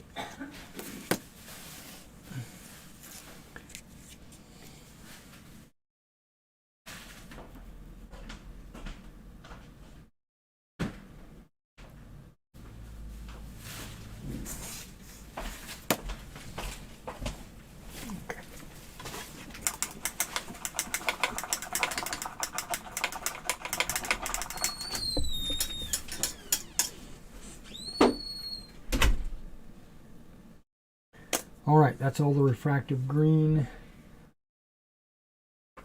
Alright, so I'm going to go now and put cork on their helmets. I might do cork on their jackets as well, all at the same time, because that is the base coat for the camouflage. Okay, but we're going to do that after I eat some dinner and set up the aluminum foil. So I'll catch you in the next video. Next week, actually, maybe.